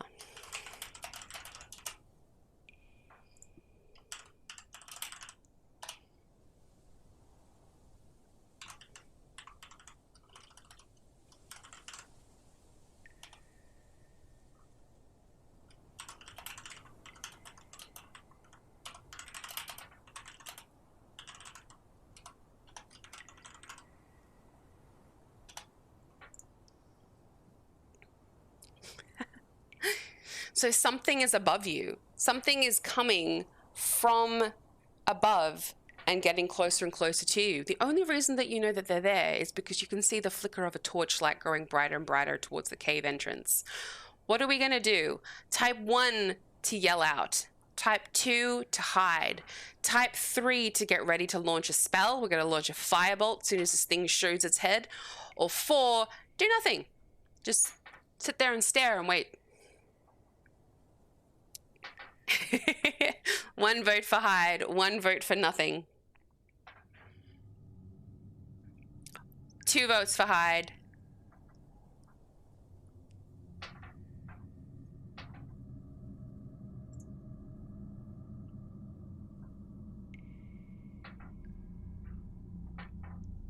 Pog. Okay. We're gonna hide. Ellie, can I please have a D20 stealth for a stealth check? With disadvantage, because they're wearing armor.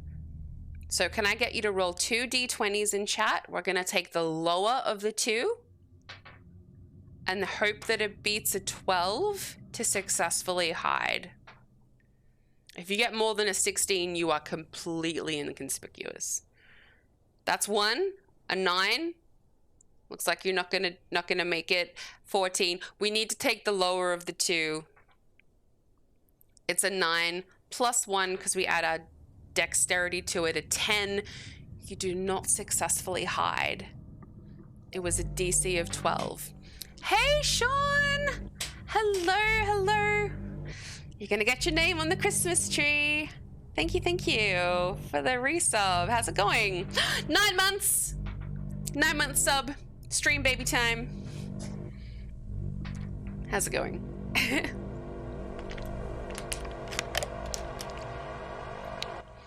So it takes you a moment to kind of wake from your slumber, and you look up and you see this light flickering, this torchlight approaching in the distance, and you get up to hide, and you look around and you're like, ah, shit, it's all just like rocky formations. So you don't know what to do. You need to hide, you need to not be seen. You dive into the water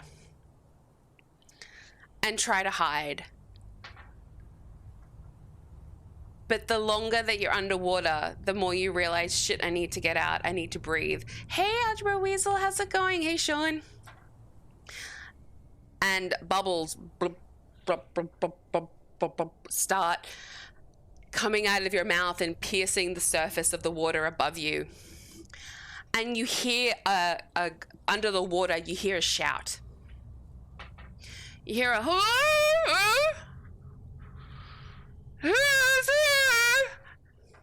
kind of like imagine underwater though. And you slowly emerge from the water because you're not able to hold your breath anymore. And you look up and you see a tiny little halfling boy with a torch in one hand, throwing a rope down with the other hand. And he's going, Sin? Sin, is that you? Sin? I heard a splash. Sin, are you there? And who is it? It's Mike. It's our little halfling friend Mike that we saved from the ogres a few episodes ago. It is Mike the Mighty. I am Mike the Mighty. I am an adventurer, and I am here to help you because you are a damsel in distress. And so you come up and you look up and you see this little halfling boy. He's about to rappel down the side of the cliff face. Let me roll for Mike to see if he can make it down. He rolls a 9, but he has a really high dexterity modifier. A 9 plus a 4 gives him a 13. He beats the 12 needed to successfully, actually it was just a 10, wasn't it? To successfully, and he kind of like rappels himself down as you go, this kid again, and just pull yourself sopping wet out of the water and walk over to him. And he goes, Sin, I knew you wouldn't adventure too far without me. You kind of just give him a grunt, very unimpressed that you're wet, and walk back over to your fire and just start lighting it again because it was kind of cold and you need the warmth to at least dry yourself off somewhat before you continue. Haven't we kicked him yet? So he led you to Thornhaven, and then you sent him back to his parents' place. Clearly, the thirst for adventure has gotten the better of Mike, and he has tracked you down, thinking that you might go to the cave system, I guess. Who knows? You ask him. You say, Mike, what are you doing here? It's dangerous for you, little guy. You need to not be here. And Mike looks up at you and he's like, oh, you are in so much trouble. You are in so much trouble in Thornhaven. I heard what happened. No one would really tell me fully what happened, but I heard a lot of things and I was like, no, Sin saved me. Sin would never do something like that. I think she must be in trouble. Something sounded wrong. So I think that you need the assistance of Mike the Mighty to help you on the remainder of your quest. I am here at your service, oh warrior lady. How can I help?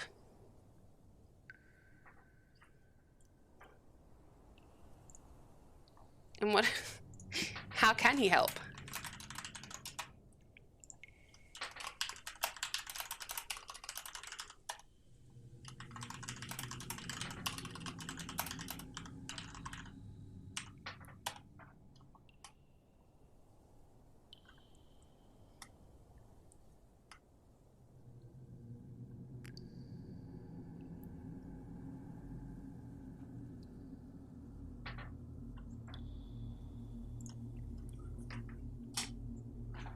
to you.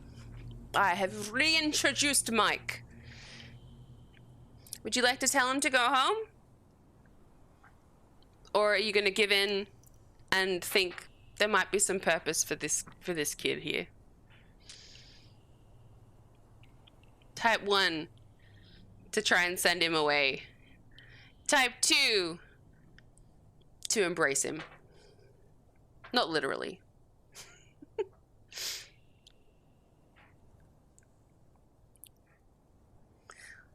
Ooh, 2 votes each. But he's going to listen to us. You will have to roll. He will listen to you if the rolls dictate that he will. Embrace him as in put him in a chokehold. Yeah.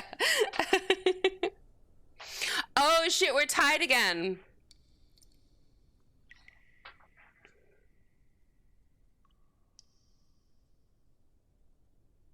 Sean is the tiebreaker here. Sean is the tiebreaker. Okay. The poll's been up for a minute. No one else wants to vote? You look at Mike, and with reluctance,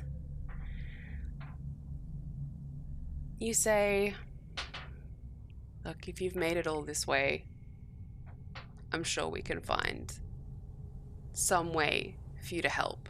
But you have to listen to what I say. If I say run, you run. If I say hide, you hide. If I tell you how to help, you follow to the letter my instructions of how I need you to help. You will not engage in combat unless I give you the signal. Have I made myself clear?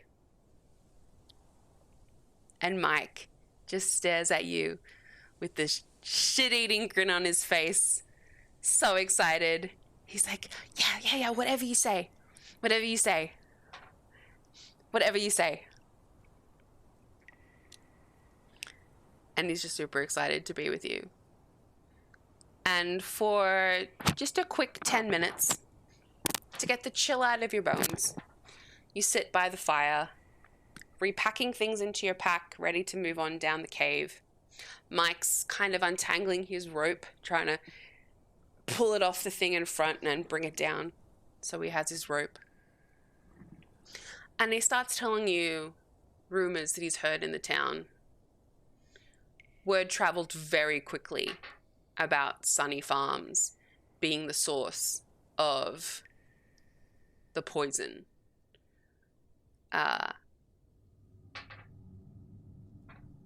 He was told that it was Connor and his son that discovered that the well was poisoned, not you. He doesn't know it was you, although he suspects something fishy about all of this. He's also heard that there was a explosion in the market that killed several people. Some claim it was you that killed over a dozen people in that marketplace. Some claimed it was a demon. The demon that is the source of everything descended upon the village. Some people think it was a bad circumstance. And some people think it is part of the outbreak, and it was an attack on the city by those made maddened by the sickness. But I don't think that you're capable of hurting anybody. I mean, I've seen the strength of your power. I have. But you rescued me when you could have just left me to die. And you didn't know that I'd be of this much value to you. So how could you possibly hurt people? And I know for a fact that you would have put 2 and 2 together and gone to that farm, because that's the farm that I got stolen from. And I knew something was fishy in that place. But the well That's what made me think you might be in the caves. Because if you were investigating all of this, and this happened while you were in town, well, I know that the well leads to this cave system. In fact, this is the cave system that I was exploring before when I tracked the orcs from here to the farm. This could be the very cave system the orcs talked about hiding their treasure in as well. Who knows? But this is where I'm going to leave you today. Rejoined by your companion Mike in the entrance of this cave that holds the answers to why the town has been poisoned, and hopefully holds the cure for the poison that courses through your veins. Because Algebra Weasel and Sean, we have 62 hours left until we die, because we have found ourselves poisoned with the very same poison that is fucking up the townspeople of Thornhaven. Dun dun dun.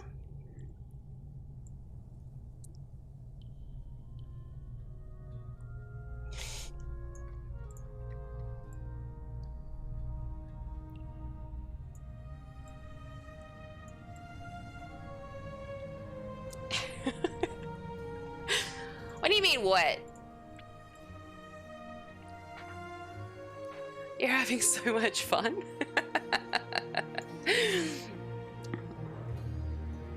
Did we, before we die, we get to slap Mike? Please say it, we at least get to do that. It will be up to you and the die. So next week we obviously won't do this because it's Christmas. It's a Saturday before Christmas. Maybe, actually. We could maybe do this. We might be able to solve the mystery next week. All right, well, we'll do the rest next week. You may get a chance to slap Mike. It all depends on what you guys choose. So if I'm ever in the process of creating the options for you to vote for, and you guys want something added to the option list like Ali did with taking a sample of the water and taking it back to the temple, just pop it in chat. I will drive as much as I'm needed, but if you guys want to drive by saying I want this to be an option to vote for, I will put them in the options. Now, that being said, I can't be like, choose to go left, middle, or right, and then you go, I want to slap Mike. It's not gonna work. But if it's within the context of it all, then yeah, sure. Chuck in. We did have the option to slap Mike actually in episode 2 or 3. I know we've had that option. It wasn't chosen though. It's a Christmas miracle. I told you that you're great. Oh, you're working next Saturday? No. Bugger. Because the day after that is Christmas Eve. Right? Yes, Sunday's Christmas Eve. I will be streaming Sunday night. Ems and I are going to co-stream on the 24th. Sunday night, we're co-streaming Labyrinthine. Merry Christmas. A horror game for Christmas Eve. So we will see you for Sunday for sure. Oh, Ali. Can you put me in your ears at work? Is that cheeky? And then at least I can talk to you. We could choose left or right as in which hand to strike him with. Yeah. So what did you guys think of where the story went today? I feel much better about today. It's a combination of you guys inspiring me. The great sim streams that we've had over the last 2 days, which I have absolutely loved. The fact that this was much more improvised, and because you requested it, I kind of felt no pressure to just kind of be like, all right, let's just see where the story takes us and go with it.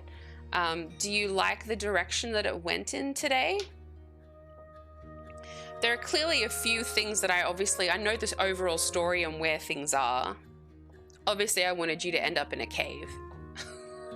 at some point.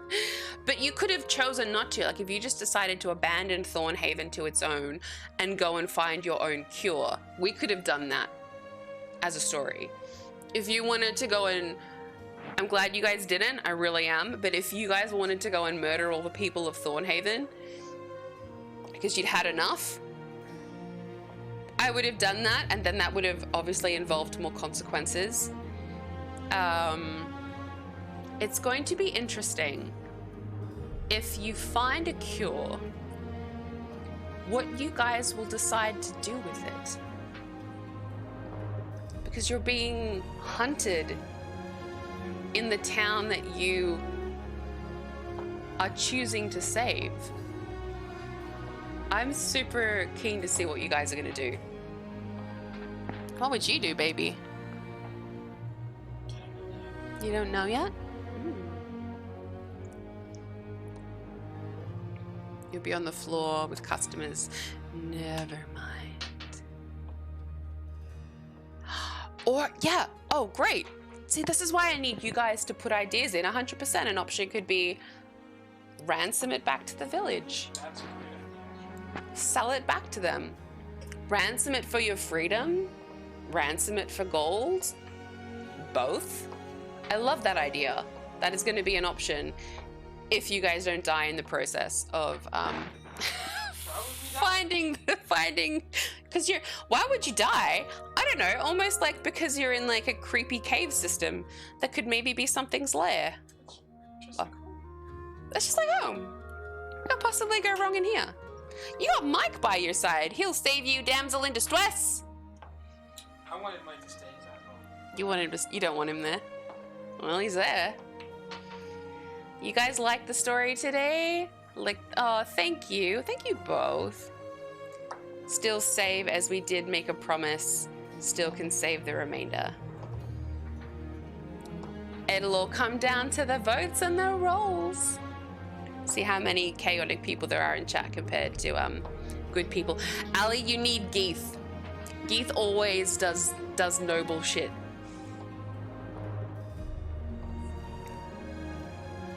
It's so weird having these with no sound today. Something's lair. Welcome, Mike the Meat Shield. That's great. That's great. That's so good. Amazing. And this is really handy now too, sweetheart.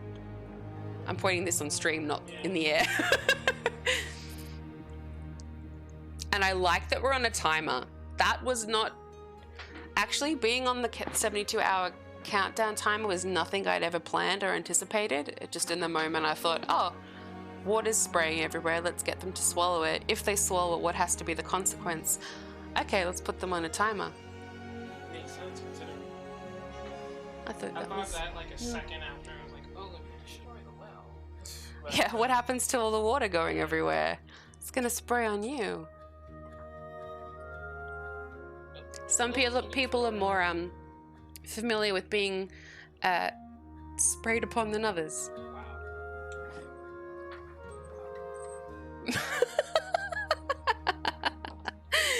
Oh, too good.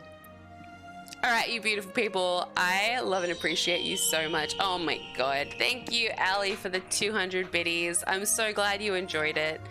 Thank you for encouraging me to do this. Look, you guys, Ali's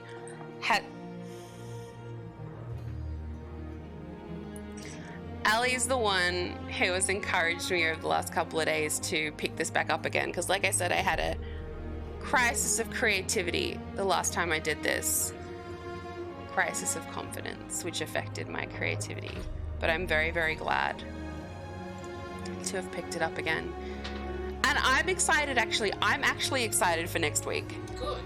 Like, I want to see where this story goes now.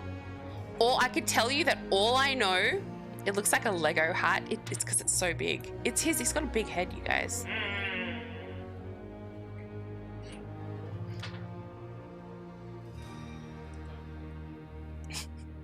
Is this not the biggest size they have, or what? They're bigger. I'm sure they're a bigger baby, but yours is plenty big enough. The stoic. Anywho. A I forgot what I was saying. I'm having fun. I'm looking forward to next week. I want to see how you guys fight some shit. I want to see what decisions you guys make. And then I think there is a chance that next week we could either come to or get very close to where we could probably conclude this chapter. And then we have to decide what we want to do in the new year. Because my idea was that we would tell lots of different stories so you guys could play different characters and have different spells and abilities. Because, you know, there's only so many burning hands that you guys can do when you're like, Nymph, we've been doing this for 3 months. Why are we still casting burning hands? You know, it's not like campaign, but we'll see. Are you hopping back on tonight? I don't know. Probably not. Probably not. I could go. What do you want to do this evening? Just want to relax. Maybe because I've been streaming the last 3 days in a row, which I've been very much enjoying because of you guys and The Sims. Maybe tonight I'll watch Em's stream. I'd like to maybe go watch a movie. I could go a movie night. Yeah, Mans and I might snuggle up for a movie night, and then afterwards, like if Ems is still streaming after that, I might just pop into Ems' stream, hang out in there a bit. She usually streams on a Saturday night. So I will catch you all there. We could do a Mike story.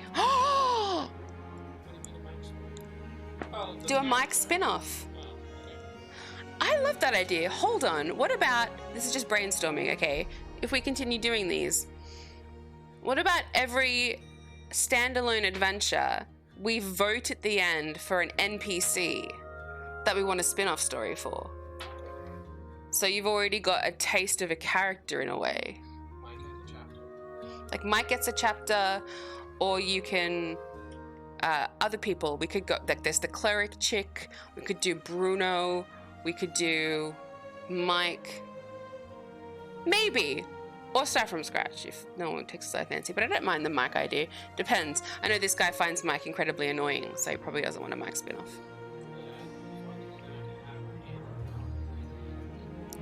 And then I'd have to talk like this to everybody, because I am Mike the Mighty. Adventurer extraordinaire. Yeah.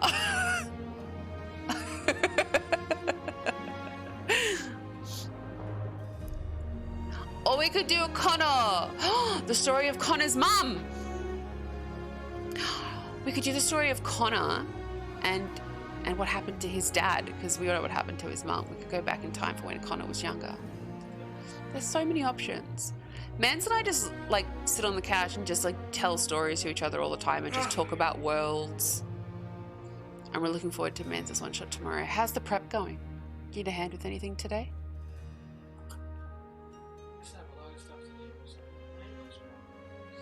No, you can't. I will help. I will make all your tokens. All you need is maps, baby. You have maps? Then what else is there to do? I'll link you to the YouTube with the music. Okay. Anyone joining stream? Yes, this is how I've been streaming all day. Or Larry. I do too, but we could get him in so much trouble.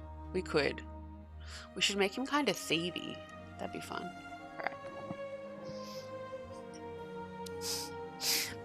There are options. You have options. We'll get there. We'll get there. Can't wait to watch the VOD of that. I hope it's good. Oh, it's gonna miss having you here, Ali. Okay, let us find somebody to write. Thank you for clipping that bro with the hat clip. I'm gonna get him to relive it a billion times. Wait.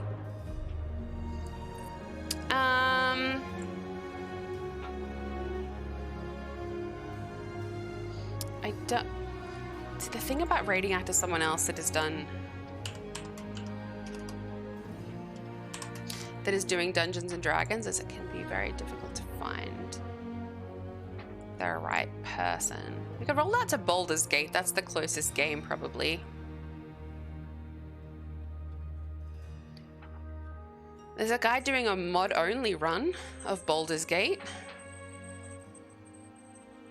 I'm curious to see what these mods are.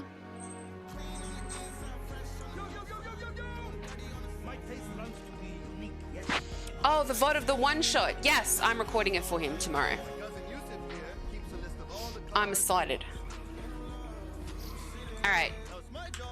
Come on, ads. Fucking pre-rolls. This guy's doing it with mods, so we're probably gonna go right out to him. I worked very hard to tell you the wrong information. Your balls don't work that way. Oh, balls jokes. I'm there. All right. This guy might be your jam. This guy might not be your jam. I don't know. I find if I raid out to D&D people, they can be, and they're doing either a rerun or they're too involved in their chat to do much. All of the best, Alicia, with the popper. I hope he does spectacularly. All right, as always, starting the raid so I can't ramble too much. Thank you so much to everybody for being here today. If this raider isn't your jam, this game isn't your jam, that's totally cool. We just slink away into the shadows. If it is your jam, say hi. No raid message. We'll eventually get that shit sorted. What else? That's about it. I love you, bitch. I love you too. Thank you so much. I ain't gonna never stop loving you, bitch. Have a great rest of your weekend, everybody. I might catch you in Em's stream or some other communal streamers' streams. Stay tuned for what we're doing over the remainder of the week. There will be more Sims. We got to start playing with some of these mods. There will be more Resident Evil 2, and then next weekend there will be more D&D, and then a bunch of horror shit happening over Christmas break. I'm so excited. One more week of work. One more week of work. One more week of work. Okay, beautiful people. As always, I appreciate you being here. Thank you so much for the support today. Thank you for the level 2 hype train earlier. Be kind to yourselves, take care of yourself, take care of each other, and I will see you next time. And that's it. That's it. Awkward goodbye. Awkward goodbye. Boy, thank you. Glad you had fun. Thank you.